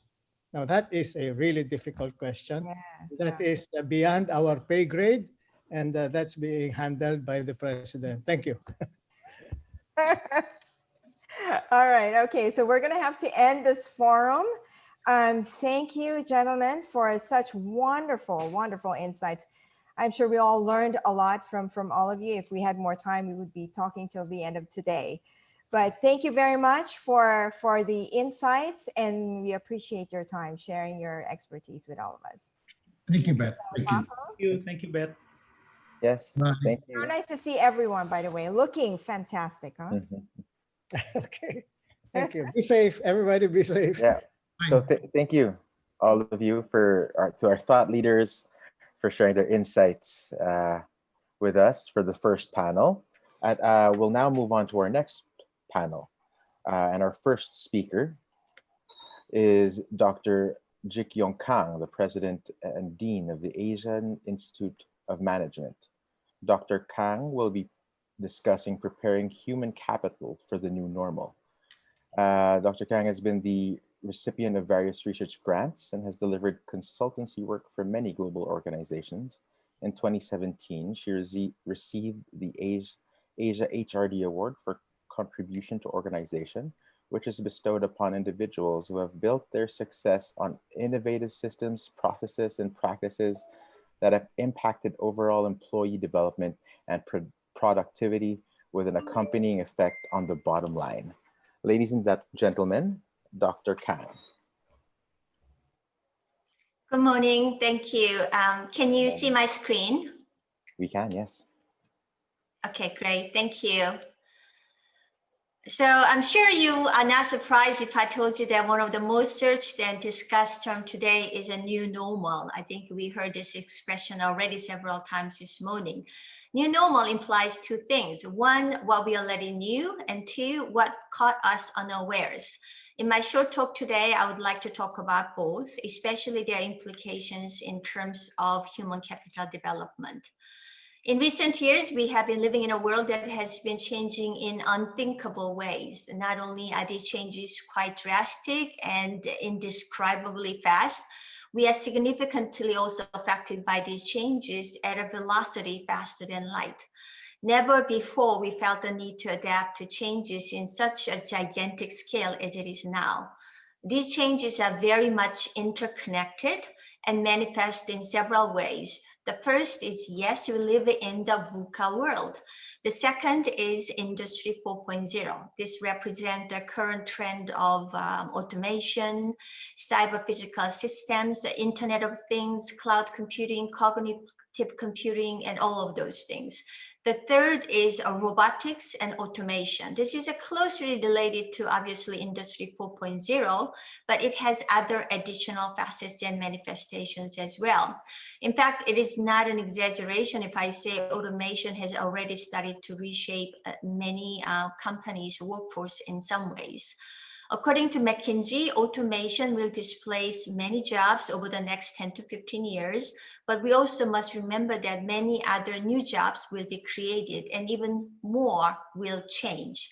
For sure, I can tell you that in our education sector, we have been talking about how jobs of the future will use different skills and may even have a different higher educational needs. So many forces have been shaping the way business is done now, changing demographics. I'm sure many of us talk about what we experience at our own workplaces in terms of how millennials and Gen Z's attitude and aspirations are very different from our generation. New societal expectations. For example, we know our consumers are becoming more and more demanding. There is a watchdog behavior among many members of our societies. New business models, distributed workforces, gig workers, agile teams, agile project teams, etc. Work disruption. Naturally, in many sectors and domains, we have studies saying role redundancy. But also, I want to emphasize again, let's not forget there are many new opportunities to be created as well. Skills of future, we'll be hearing more and more about reskilling, upskilling, future-proofing career, etc. So employees are by and large aware of imminent changes in their work and their new upcoming responsibilities. In a multi-country study conducted by BCG with over 4,200 white-collar employees, they found that 67% felt their jobs would significantly change. 33% are concerned they would lose their job. 67% were of the view that they themselves would be primarily responsible for acquiring new skills. Then all of a sudden, we were hit by the pandemic. So the world, as we know, changed drastically in just a few weeks. The COVID-19 pandemic brought about widespread changes globally. The new normal is now being used incredibly more so in the context of the pandemic. Face masks, social distances, lockdown, working from home, whether we like it or not. In these uncertain and unprecedented circumstances, we have no choice but to resort to business continuity plans, shift our workforce to remote operations almost overnight. So a scenario that was unimaginable until some months ago became not only a reality, but it changed how we would strategize our future businesses as well as talent decisions. All in all, many companies are having to slowly warm up to the limitless potential of adopting new age technologies. Research by Deloitte has found that as a result of pandemic, an estimated 2.7 billion or 80% of workers in the global workforce has been affected by lockdowns and stay-home measures. Given all these uncertainties triggered by pandemic, near-term recovery should be our priority. This means we should focus on 5 R's: reboot, reflect, recommit to well-being of our workforce, re-engage, and rethink our workers, and workplaces. This can, to a large extent, help organizations address the new normal by laying a new foundation. Obviously, in all of this, HR should take a center stage by defining organization. HR should also drive transformation by helping invest in future-proofing skills of our own employees. I think it's important for us to think about how we could roll out many small yet meaningful initiatives that will help people swing back. We all know that enabling change has become a constant goal of most forward-looking visionary leaders. And this is not just in the context of the pandemic. We need to pay much closer attention to initiatives such as data-driven decision-making, tech-enabled talent sourcing and onboarding, and taking up digital mandate now and here rather than later. Outside of the pandemic, future-proofing talent should be governed by macroeconomic, industry, as well as individual organizational factors. Talent strategy cannot be independent of industry dynamics and socioeconomic forces that are impacting us in the current times. It is also something that cannot be divorced from the overall business and corporate strategy the board has committed itself to. So once the alignment is achieved, it is then important to look at 4 considerations or factors that are critical at individual level of employees. They include the traits and attributes, for example, how the generational shifts and traits and attitudes of new workers need to be studied carefully. Learning preferences, career choices, and lastly, we need to look at what are our workers' life goals. Therefore, preparing human capital in today's world requires both technology and employee-centric strategies. We must manage integration of technology in the workplace. We have to find ways of enhancing employee experience. We have to build an agile and personalized learning culture. We also need to establish matrices that value human capital. Lastly, we must embed diversity and inclusion in everything we do. Most of all, talent development and management should focus on unique skills needed for success in a digital age. New research done by IMD professors identifies 6 skills needed for such success. They include informed decision-making, making use of data and information to make evidence-based decisions, fast execution. This means willingness to move quickly, often valuing speed over perfection.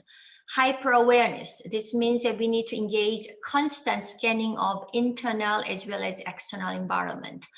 Humility. This means we have to have attitude of accepting what others know more than ourselves. Adaptability. It means that our ability to recognize changing mind and perspective can be a strength. Lastly, we also need to learn how we can develop a clear vision, which is more important, sometimes a very detailed plan.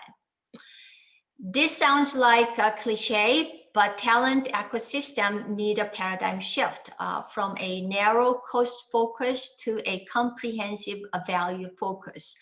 The new talent ecosystem should be more holistic in managing critical capabilities and leveraging external partnerships to rapidly adapt to shifts in the environment. Apart from internal talent, which is a traditional core team of full-time, part-time employees who are on payroll, we also need to look at other talent streams like partnership talent, freelance talent, crowdsourcing talent, or even collaboration with the competition. All of this mean that these are the times when employee engagement should be our top priority. A while ago, I touched upon employee experience, but much of our organizational and business success depends on how happy, motivated, inspired, and exemplary our employees are. I'm sure you'd agree that human capital is no capital without motivated, happy employees. And this can only be achieved through exemplary employee engagement. As we continue this journey through the new normal, I offer a few finishing thoughts, or maybe I should call these recurring thoughts. The new normal has brought in changes and challenges. Technology, digital know-how, and remote connectivity are shaping trends in human capital. Whether we like it or not, artificial intelligence and machine learning are finding high value in every industry. And leadership must prepare the workforce to adapt well to these. And finally, recovery from this pandemic requires workforce strategies that focus not only on short-term recovery priority actions, but also reaching for the future. I would like to say collectively, all of us need to bear the responsibility of navigating through the new normal and successfully going to the future. Thank you. Thank you, Dr. Kang. Very interesting points on the evolving roles and demands of the new normal. For our next speaker, we have discussing management practices for the new normal. We have Ms. Rizalina Mantaring. Ms. Mantaring is the former CEO of Sun Life Financial Philippines from 2009 until her retirement in 2018, after which she assumed the chairmanship of Sun Life Financial Philippines Holdings Co. until she stepped down in 2019. Ms. Mantaring is also the former president of the Management Association of the Philippines in 2019 and is now currently the chair of the Committee on National Issues. She currently serves on the board of trustees of the Makati Business Club and is also its treasurer. Ma'am, Ms. Mantaring, the floor is yours, po. Okay. Okay, can you see my screen? We can, yes. Management practices. Okay, so let me start by saying we've been under lockdown now for 8.5 months. So a lot of people have been saying, when are we ever going to go back to normal? And as many of us know, never. The world as we know it is gone. And the practices that we see today are going to be with us long into the future, well into the future. But all of this didn't happen overnight. Over the past few decades, we've seen these trends. You've seen the rise of the digital economy. 40 million people came online in Southeast Asia for the first time this year, but that just adds to the 400 million people that are already online. In terms of e-commerce, Filipinos have been slow to adopt it, but even so, between 2015 and 2025, the expectation is that e-commerce volume will grow 12 times from $500 million to $12 billion. Environmental degradation, we see the impact all around us. Increasingly more powerful storms, worsening floods, depletion of natural resources. The estimate is by 2050, we're going to need 3 planet Earths to support the resource requirements of the population then. That's simply not sustainable. And nature is fighting back. You've seen once in 40-year events. That's what pandemics are supposed to be. SARS, MERS, Ebola, all happening within the last 2 decades. Increasing inequality. The top 1% of the world's population own more than twice as much wealth as the rest of the 6.9 billion combined. The pandemic has just highlighted how large that inequality has become as it has disproportionately affected those at the bottom of the pyramid. So what will our next normal be like?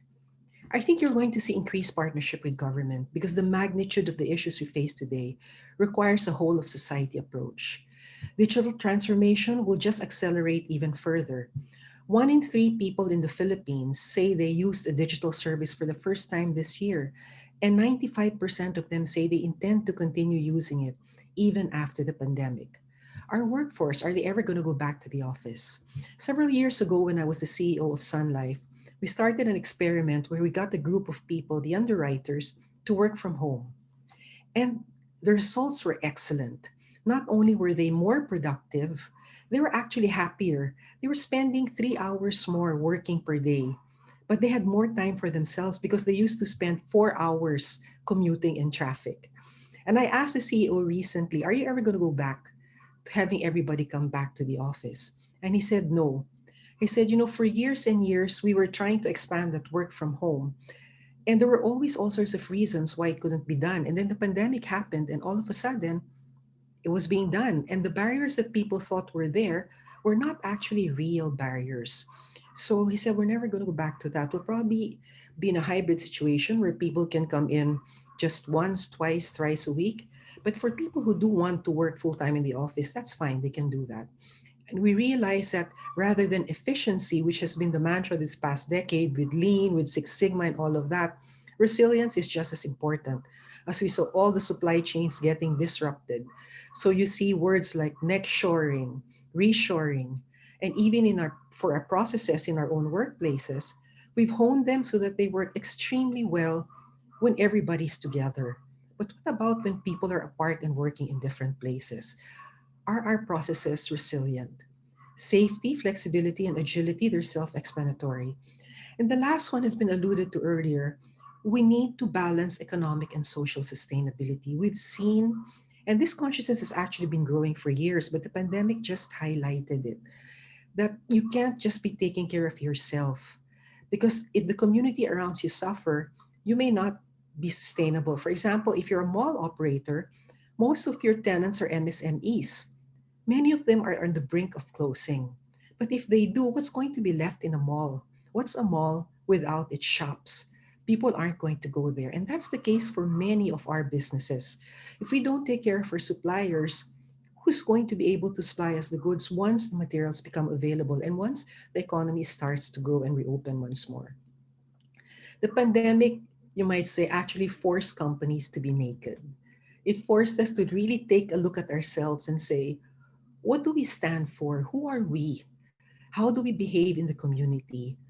And are the way we are now with our resources, the way is it actually going to help us last over the next 1, 2, 3 decades? So I think you're going to see in the future for management a much more humane and far-sighted approach. During the pandemic, we saw our employees, some were happy to work from home because they had an air-conditioned room to themselves. But you may have had another employee that had to share a dining room table with 5 other members of the family, also working from home or studying. And then you have another employee that's stuck in a studio apartment by themselves, perhaps needing more mental health support. So the requirement's going to be there for managers to show more empathy and to be able to adjust to individual circumstances.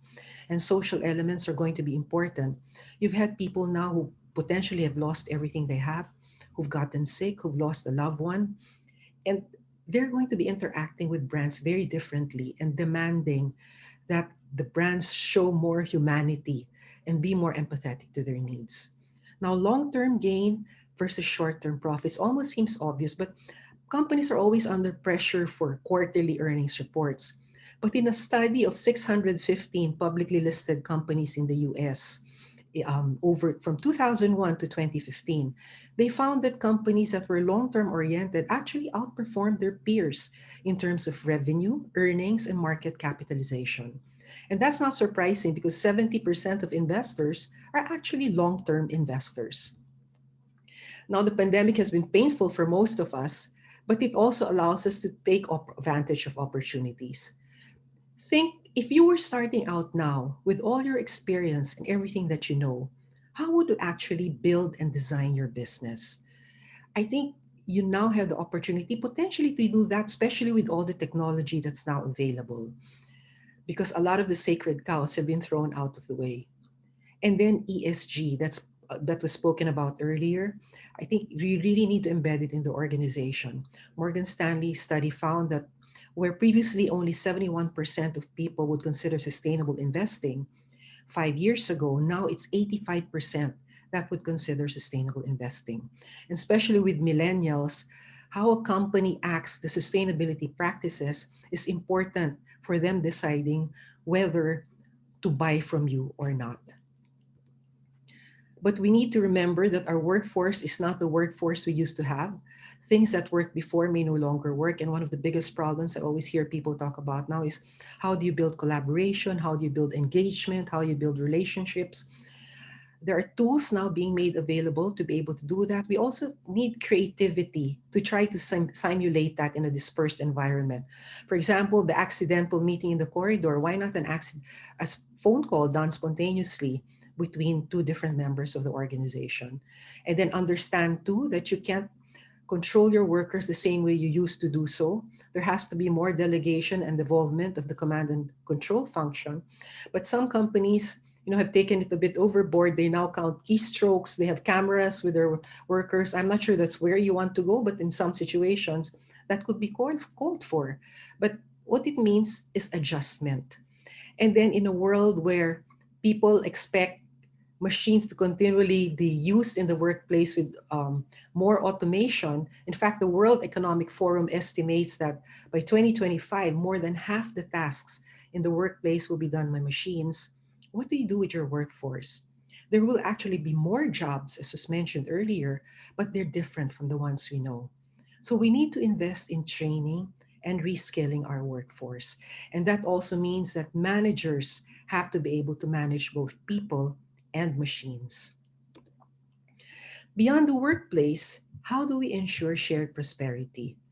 We really have come to the realization that you need to take care of your entire value chain. In fact, all your stakeholders. I think I've always, I think people realize that, and me personally, I've always been a believer that if you're unable to make the more disadvantaged segments of the population rise, then prosperity and economic progress cannot continue. I think the business community and the private sector in general has come out of this pandemic with flying colors.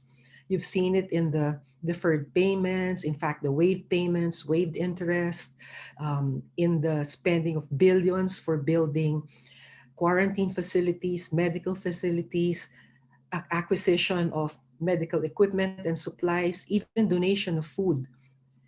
But how do we sustain that consciousness that for society to truly progress, we need to make sure that everybody shares in the economic benefits? Earlier this month, 26 business organizations signed what we call the Covenant for Shared Prosperity, which is essentially a commitment that we make to our various stakeholders, employees, customers, and so on. And this isn't just something that we want to paste on a wall, because people will be asked to actually have action plans and metrics for these various commitments. And we actually see companies even now practicing it. In Sun Life, for example, even when I was running it, it started with the application form for employees to promote inclusivity. There were no questions that could potentially lead to bias. No questions on age, on gender, on religion, and so on. Hopefully, by doing that, you build a more diverse workforce, which has really been shown to be much more beneficial to corporations. In terms of the environment, for example, I know of at least 2 energy companies that have made the commitment not to use coal for any of their power generation operations. One of them has been doing it since 2016, and it has paid dividends for them. So this covenant hopefully will help in institutionalizing the management practices that we see down the road. In closing, I'd just like to end with a quote from BlackRock. Companies will be increasingly judged on their ethics, particularly in their treatment of staff, their commitment to protecting the environment, and in their ability to have a positive impact on their local communities. Governments and investors find themselves considering the parallels between the climate crisis and the pandemic, while commitment to sustainability goals are expected to come under pressure. Thank you very much. Thank you very much, ma'am, Mantaring. Yeah, you raised great points about the need for adjusting and adapting to this, new normal towards achieving shared prosperity and more inclusive recovery. With that, we now have arrived at our second open forum, which will again be moderated by Miss Beth Lee. Beth? Thanks, Paco. Thank you for the presentation and the insights, Dr. Kang and Riza. Great to see you. It's interesting that you mentioned, Riza, in your presentation, that business is actually naked. It is. We're in a blank sheet, a clean sheet where we can actually start off. Earlier in the first forum, we were talking about how this is sort of like a wake-up call. It accelerated many things. Digitalization is one of them. And a business and a company is nothing without its employees. It's just a piece of paper. So hence this particular discussion in this forum is so key, because businesses will only thrive if we have the employees taken care of. So given this pandemic, there is this commitment, but how do we reinforce that commitment to well-being and purpose for the employees and for the company? Because it seems like in order to, we are all now work at home. We're not together in a building or in an office space. And it seemed like, based on your presentation also, Dr. Kang, that well-being and purpose is a very essential glue for the success of the company and its employees. How can we reinforce this commitment for in terms of well-being and purpose that will be given, considering that we are physically, physiologically, and financial concerns is bombarding both the employees and the employers? $1 million question. I don't think is something that we can easily answer. But I think perhaps the most important, the key thing that we can pay attention to is communication. I think communication is much more important than if we were actually working in the office environment and we can actually meet people and communicate in much more freely in different ways. You know, for example, we don't have a water cooler anymore. So I noticed that over the last 8.5 months, some things actually spread faster than we are actually working at the office.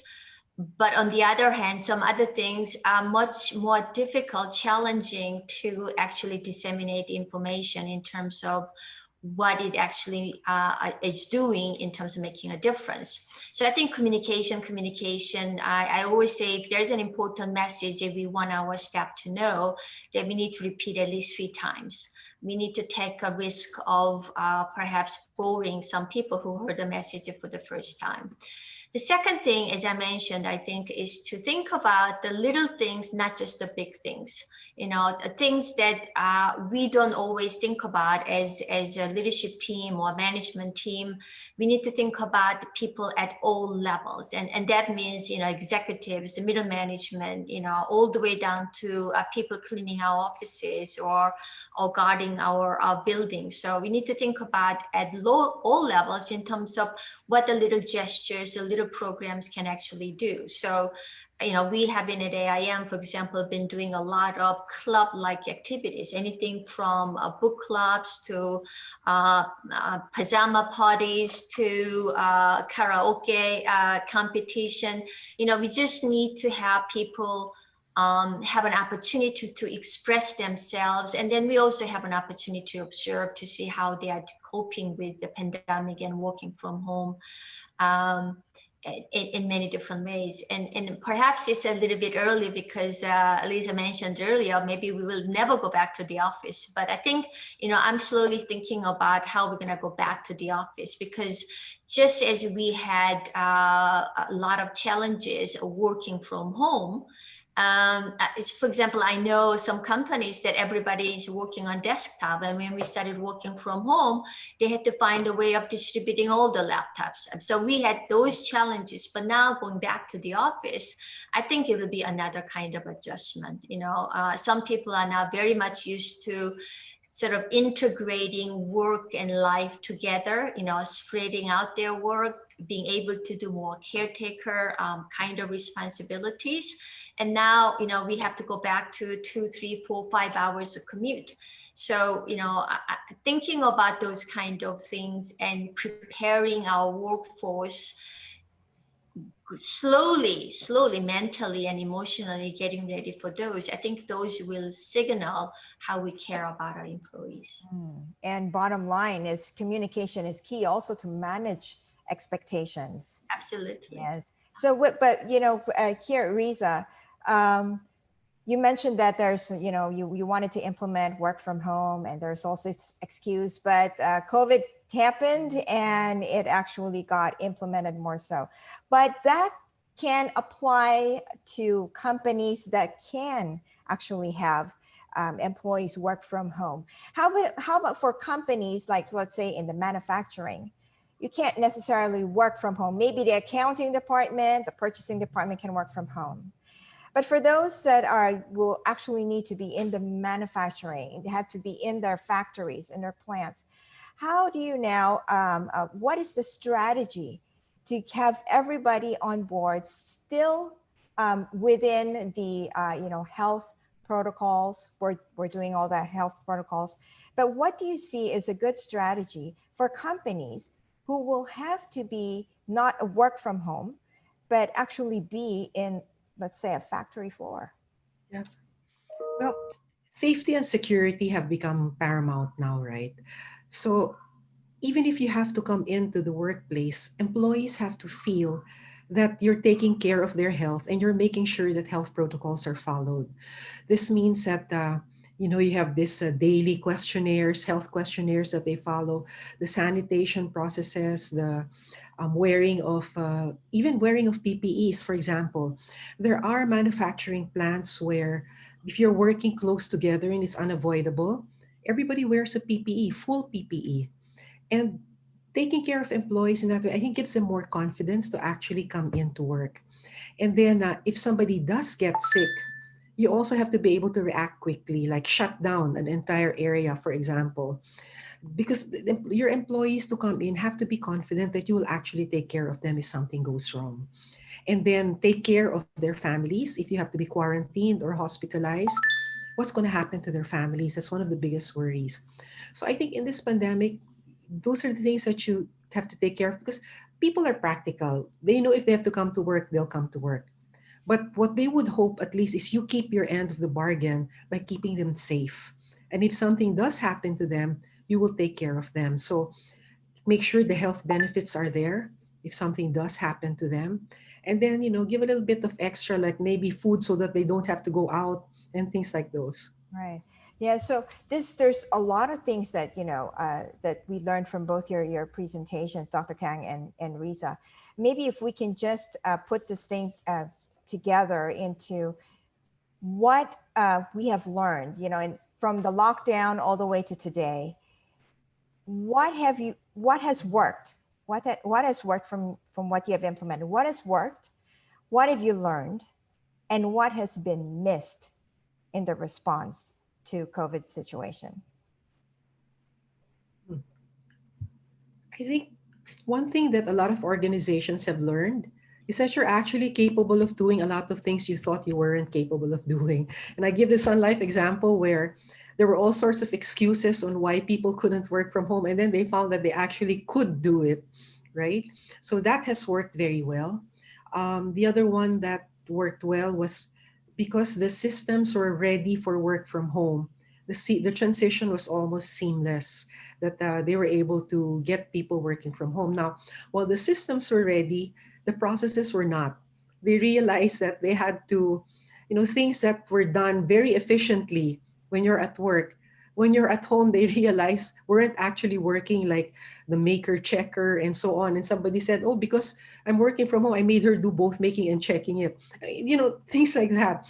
And then what also worked very well, I think, and I'm speaking for Sound Life, even if I'm not running it now, but because I've kept close touch with them, was making sure that the health of the employees was taken care of. They instituted a lot of activities.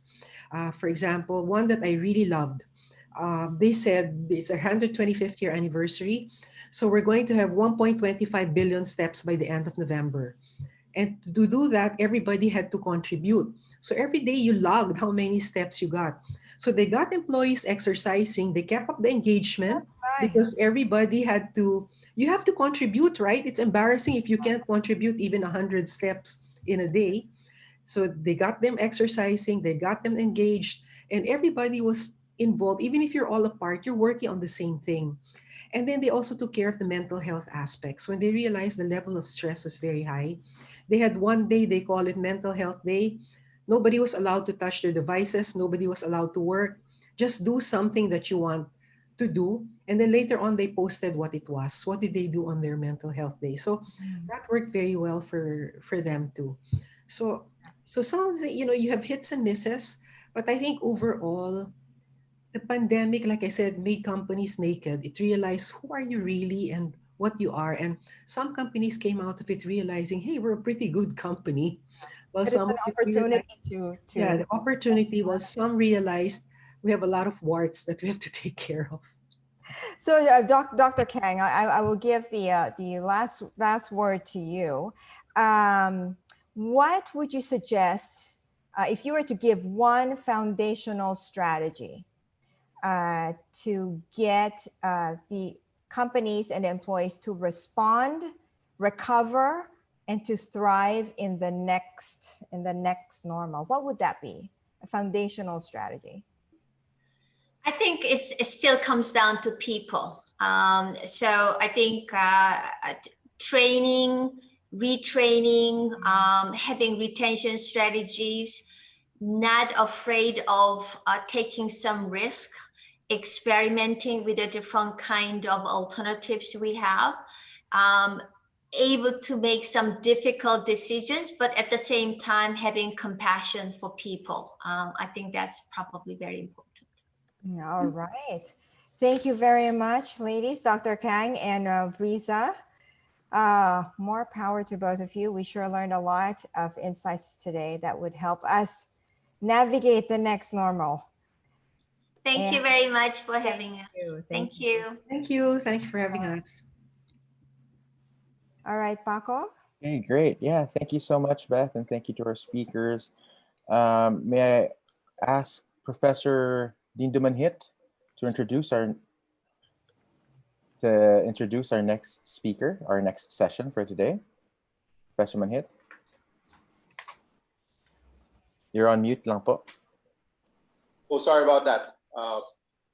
Thank you for our previous speakers. Thank you for panelists, also for good friend Beth, who's celebrating her birthday with us, for moderating the two previous sessions. Allow me to move to our last session, closing session for the 5-day Pilipinas conference. We've had nearly 1,000 participants through the different 5 days, topics and sessions. For this virtual dialogue on shared prosperity for recovery and sustained long-term economic growth, we have as our main speaker, Mr. Jaime Augusto Sobel de Ayala, Chairman and CEO of Ayala Corporation, one of the most diversified business group in the Philippines and a leading business thought leader in our country. And we have asked a member of the Philippine Trade Foundation, Mike Toledo, to help moderate this session. So I will pass it on to them, and we will listen and learn from this virtual dialogue. Thank you. Mike?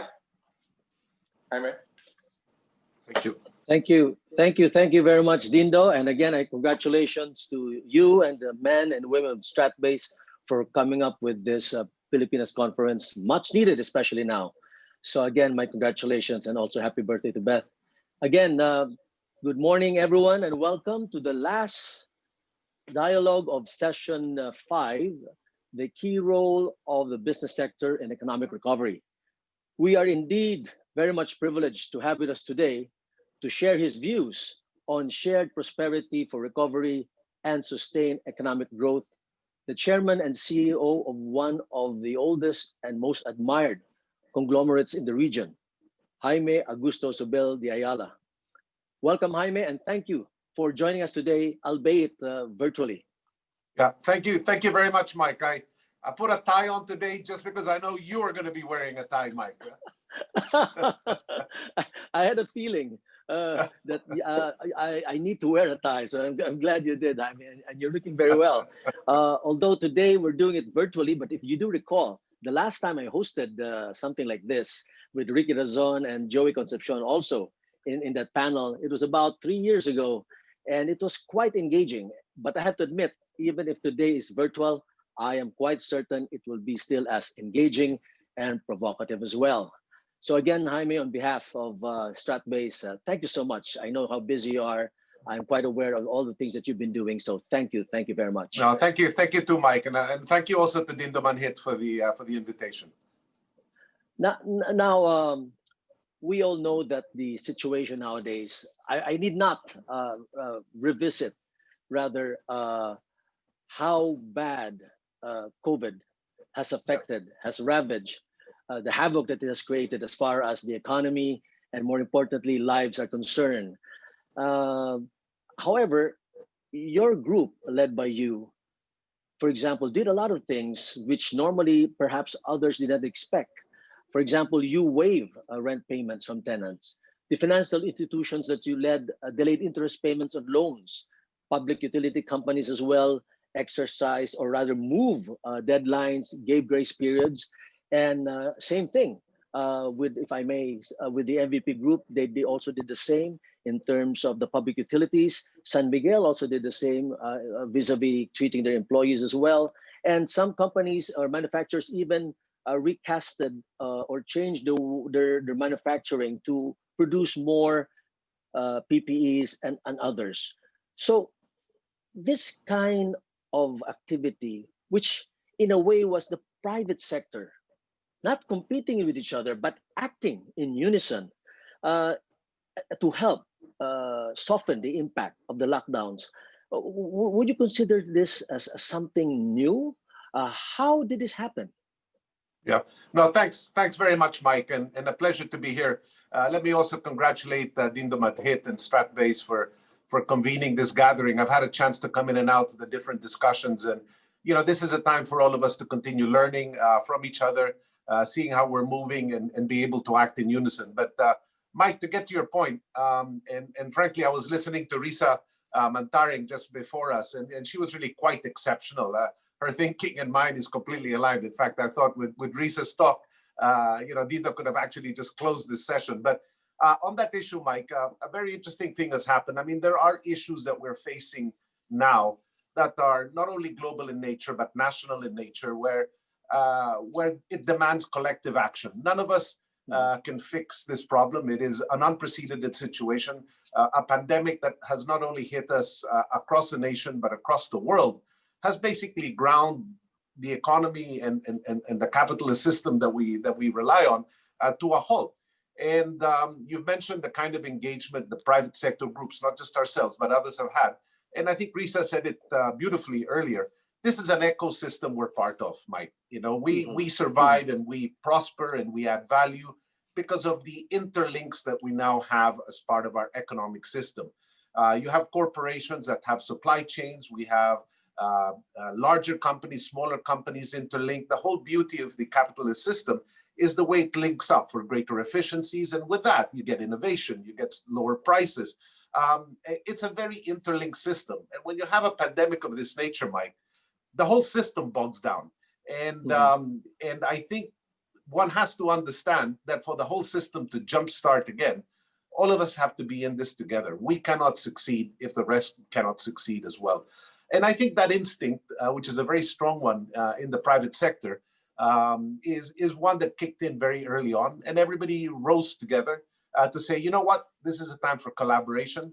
It's a time for the private sector to work with the public sector. It's a time for all of us, in a way, to hold hands and come out of this together. See what we can all do to contribute, coordinate, cooperate, and see if we can jumpstart this economy. And I think as private sector groups, Mike, these are instincts that we all have.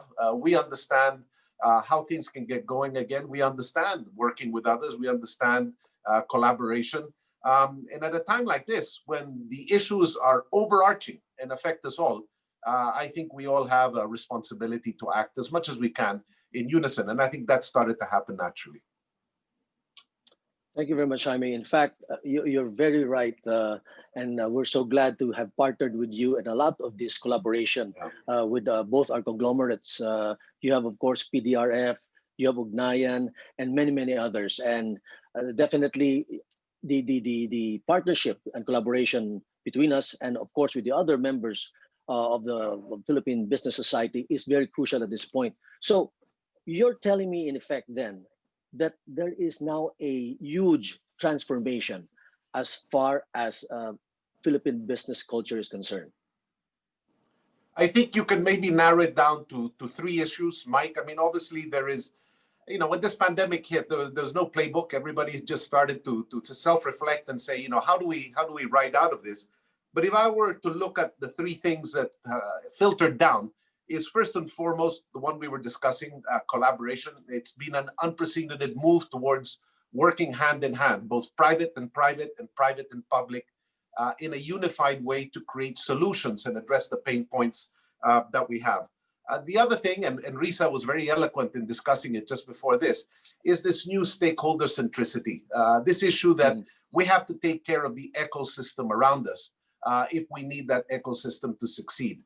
This recognition that the role of the corporation goes beyond a fair return to the people who put capital to work, but that we have a responsibility to our employees, to the ecosystem around us, to the environment around us, to the community around us, is a whole new philosophy that's very much in keeping with the way we look at things. And finally, so essentially you had the issue of collaboration, you had the issue of stakeholder centricity, and finally, the big new issue, which I think is absolutely correct, is the whole issue of sustainability, Mike. Sustainability beyond just climate-related issues or environmental-related issues. Sustainability with respect to inclusivity and the kind of engagement we would like our institution to have that makes it relevant for the future. And that touches on many points that are these days encompassed by ESG and many other areas. So if you take those three issues, collaboration, a broader view of stakeholder centricity and sustainability, these are new elements that I think are making institutions far more relevant to addressing the pain points in our society.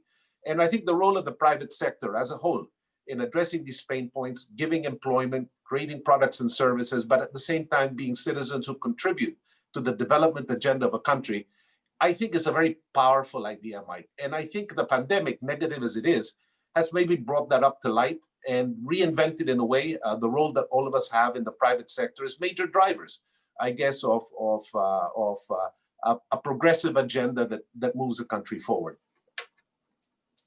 Indeed, as they say, the most powerful force in the world is an idea whose time has come. And no doubt, it can never be business as usual anymore. And these things must be adapted as they should have been adapted perhaps way in the past.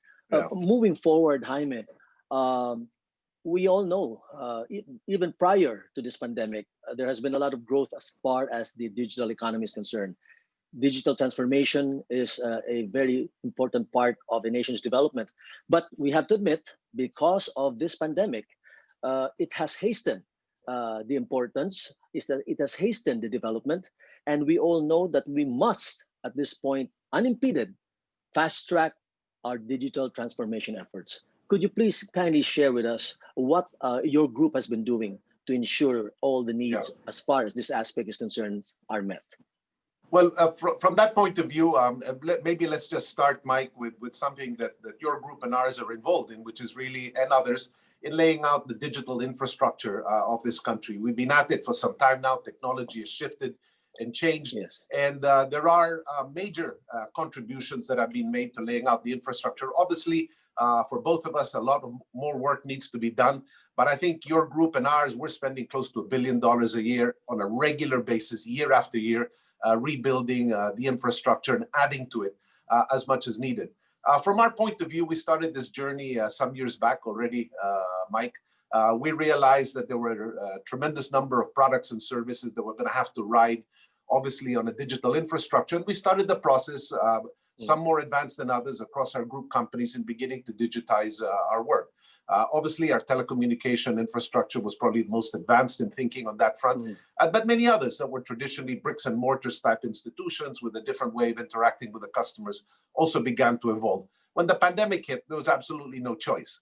Customers, if you're focused on them, were beginning to look at keeping themselves safe and accessing products and services in completely different ways. And so that transformation just moved up to a whole different degree. I mean, for example, we were just having a discussion at our board of our real estate company, Ayala Land, yesterday, Mike, and it was unheard of that we would ever close a sale without the customer actually visiting a lot and then actually signing physical papers. We are now able to close a transaction on a piece of property, looking at it visually, exchanging notes virtually, and then signing documents electronically. This whole cycle can be done without anyone having to physically visit a site. And that's been an extraordinary transformation in what has traditionally been a very bricks and mortar oriented company. And that's not even going into the way the construction group in that company is now digitized, the way their services are. And that's a very traditional company. In our Bank of the Philippine Islands, we had a massive legacy system from the past. Over the last 3 to 4 years, we've been transforming it at some great pain, because taking a legacy system, particularly a complex one in a traditional financial institution, is not easy. And they've managed to also digitize using APIs and the like, all their services now, and have built up a position of leadership, I guess, on the mobile banking space. The list goes on and on. Mike, I think we do have the technology now. We do have the infrastructure. Some of the more challenging ones, which I think both of us are trying to contribute to, is the educational space. Mike, it's a tough thing. Students can't go back to school, and I think we all have a responsibility to do whatever we can to help contribute to alleviating that pain point. But the challenges are great, and we're all in this together to try to find solutions to these new barriers we have brought about by health epidemic. Thank you, Jaime. I guess we can categorically say to government that both our groups are really doing our best to ensure that the needs required for a robust digital economy are in place. And I would like to take this opportunity, perhaps also, Jaime, to thank government, led of course by President Duterte, who has made sure that red tape will be cut to ensure that we're able to put up all the necessary infrastructures, especially the towers, which have been a bane for quite a long time. The other item, Jaime, is we all know that consumption and remittances were essentially the traditional growth drivers as far as the Philippine economy is concerned.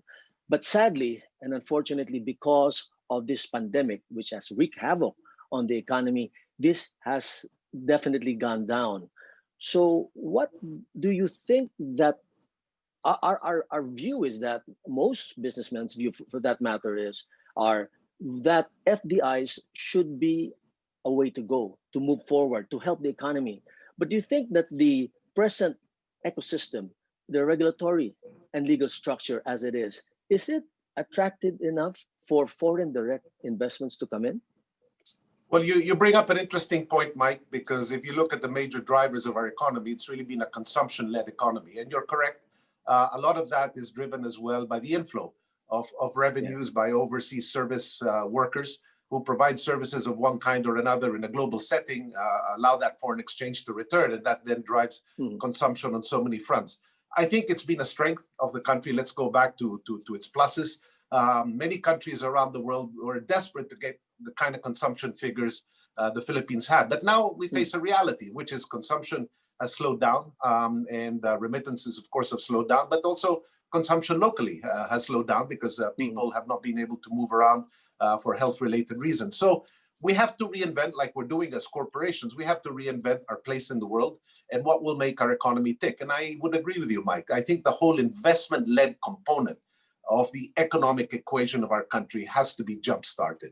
And by the way, the private sector have a role and the public sector have a role. So all of us have to use whatever balance sheets we have, matched up, of course, with the changing nature of demand, which we hope, of course, will increase again, to start reallocating resources and rebuilding, giving jobs, and getting that cycle moving again. The public sector as well have their own balance sheet. They have their own spending. And we would hope that they would also be catalysts to jumpstart spending at a time like this and getting infrastructure moving, as they seem to be, to also help. So this is a symbiotic relationship where all of us, it's more than just FDI, Mike, which of course is important, and hopefully we can create the kind of structure that will be, I guess, internationally accepted as an attractive framework for people to come in and invest in our country, and we should all be encouraging of that. But at the same time, local capital formation, what private sector companies begin to put forward in terms of capital, and in what the public sector as well start to reallocate to jumpstart the economy, both are important as well. So I think to jumpstart this economy, we all have to move to an investment-led push. And of course, it's hopefully turns into a virtuous cycle. As more jobs get created, there's more spending power. Then you start to get this cycle of people beginning, an economy beginning to reawaken. But all of this, the major overhanging issue, Mike, is the health situation.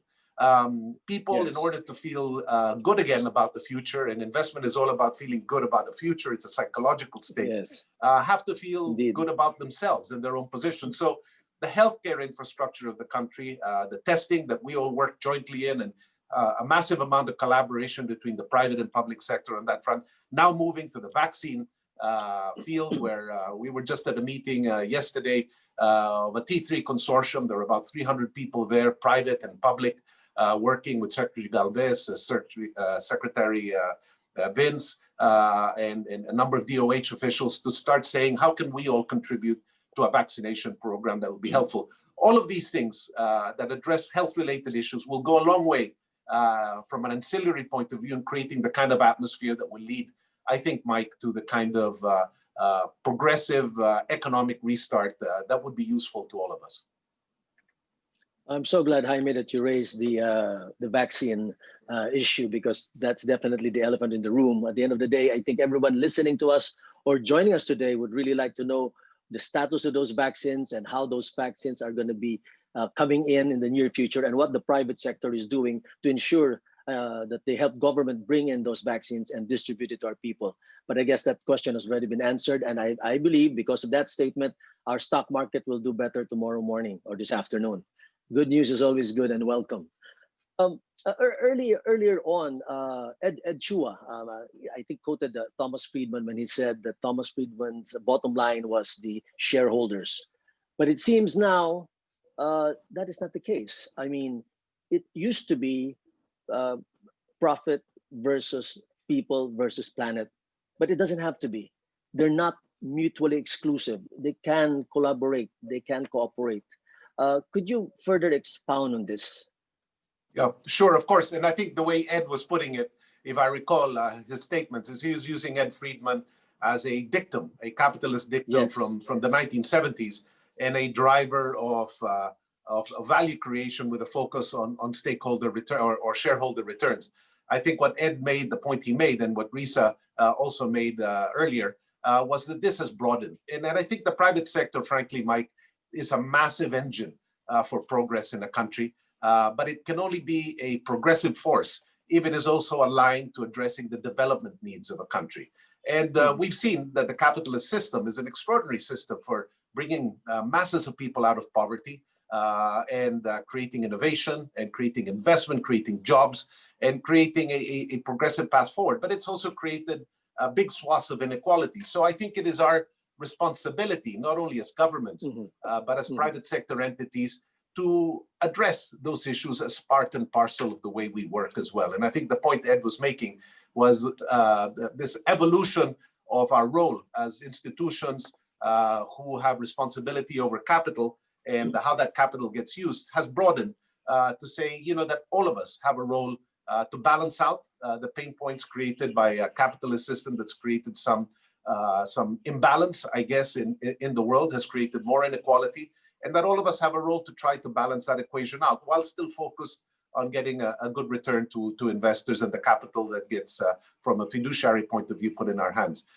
It's a trickier issue, but if we can get the equation right, Mike, then I think we start to create a virtuous cycle where a progressive private sector can be a massive engine, probably the most important engine for growth in a country. Thank you very much, Jaime. Indeed, that should be the mindset for the future.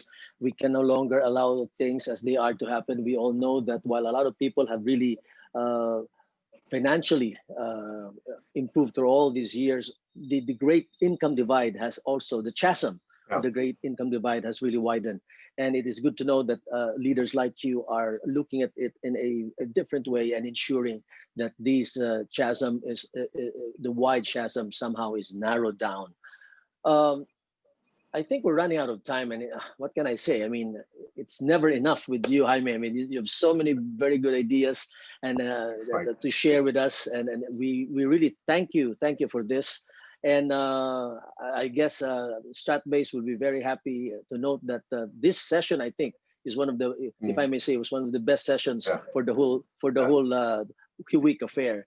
So maybe, would you want to say something first? Maybe just some last thoughts, Mike. Thank you for your kindness and for your engagement. I think we think alike on so many different fronts, and to be able to be talking with a friend is always a pleasure. Maybe just a couple of last thoughts. I welcome dialogues like this, and I've been a little bit more engaged than normal because, out of a bad situation, Mike, sometimes there is a chance for reinvention. And the beautiful part about a progressive private sector is one that can self-reflect, can keep adjusting to the changing circumstances we're in, and maybe come out of it better than it was before. You brought up a number of issues that are so important, Mike. A change in the economic model. We've tended to rely on a consumption-driven economy. Maybe now it's time for all of us, government and private sector, to say, let's all jumpstart this economy together. All of us in the private sector, we have to address pain points in society. We have to broaden our responsibility. And then finally, Mike, we have a very important role in the private sector, which is to continue giving jobs, creating jobs, and reskilling. I think, again, Risa, in her wisdom, mentioned the whole thought of reskilling, re-educating. The world is changing, economies are changing, but all of us can change with it.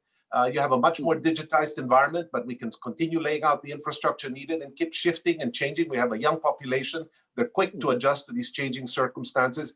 And all of us as institutions should not fall in love with, I guess, the structures of the past. All of us should use the crisis to reinvent ourselves. And in some ways, that's fun. You know, it's a chance to reinvent ourselves, see how we can be relevant, and see how we, the private and public sector, can collaborate, work together, and bring our country out of a very difficult situation. And you know what? That's an exciting thing, Mike. Thank you.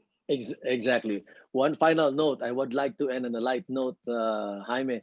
You're looking well. You're looking very fit and relaxed despite all the stress that you're facing, for sure. So maybe a lot of our fellow executives, businessmen, and friends would like to know, how do you do it?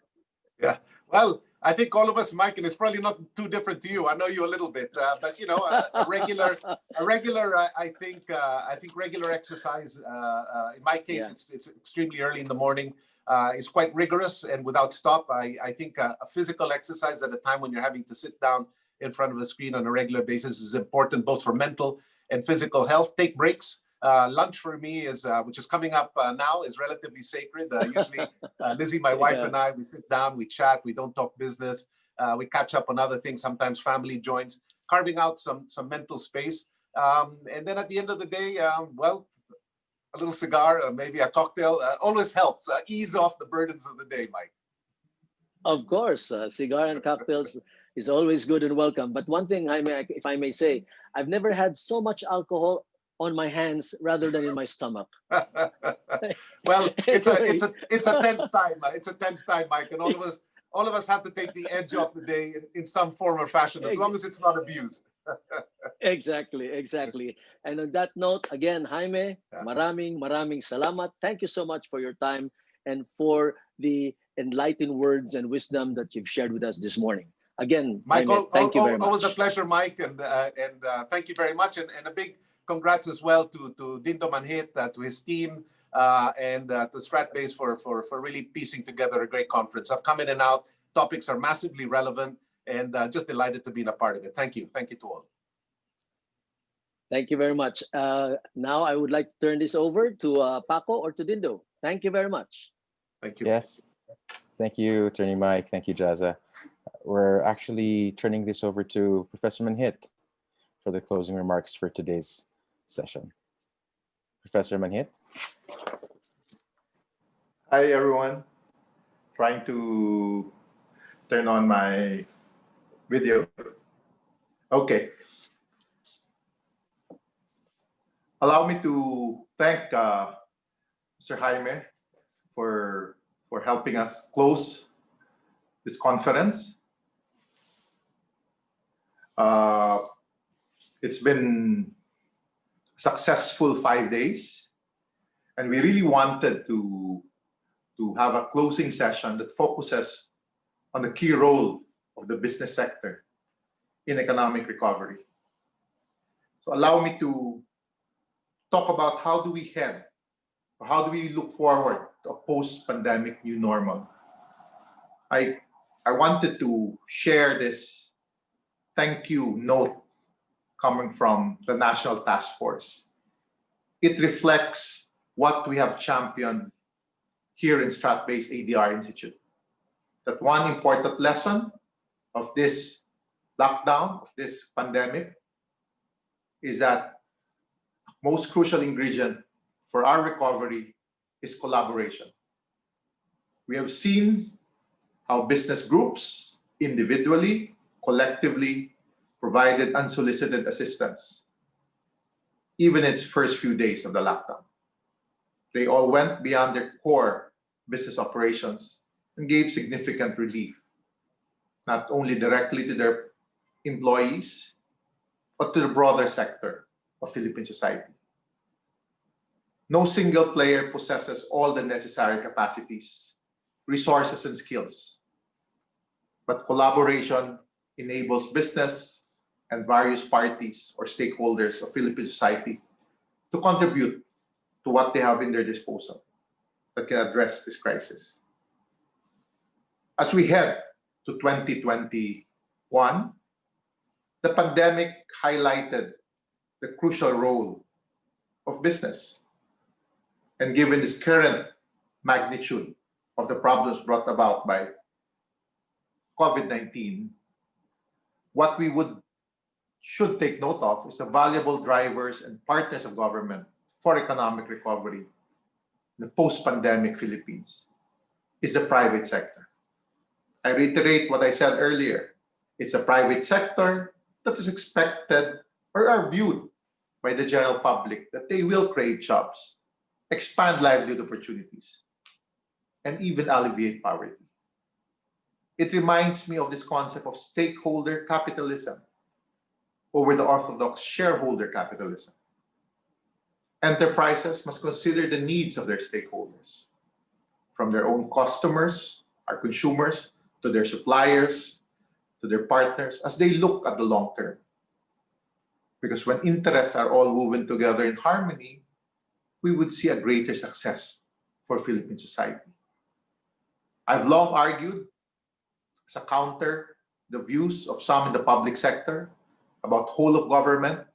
Me, I speak of a whole of society approach, where all sectors work together to achieve a common goal, one that is of shared prosperity for collective and sustainable recovery. I've always believed this is what UGNAYAN or BAYANIHAN is all about. This morning, I published a commentary, my regular commentary in the Philippine Daily Inquirer, and I entitled it, because I knew it would come out this morning, "The Private Sector is the Driving Force." And I would like to quote a few lines that as we move and look into 2021, we saw the outlook that was discussed in our first session last Monday. We have seen or heard about our discussion with regards to the need for a green economic recovery, given this global warming or what I call global weirding, or even the regional outlook with regards to competition among our neighbors. And also our discussion about our fear that with massive funds on COVID-19, the possibility of corruption, the possibility of abuse, the need to institutionalize transparency and accountability in the public sector.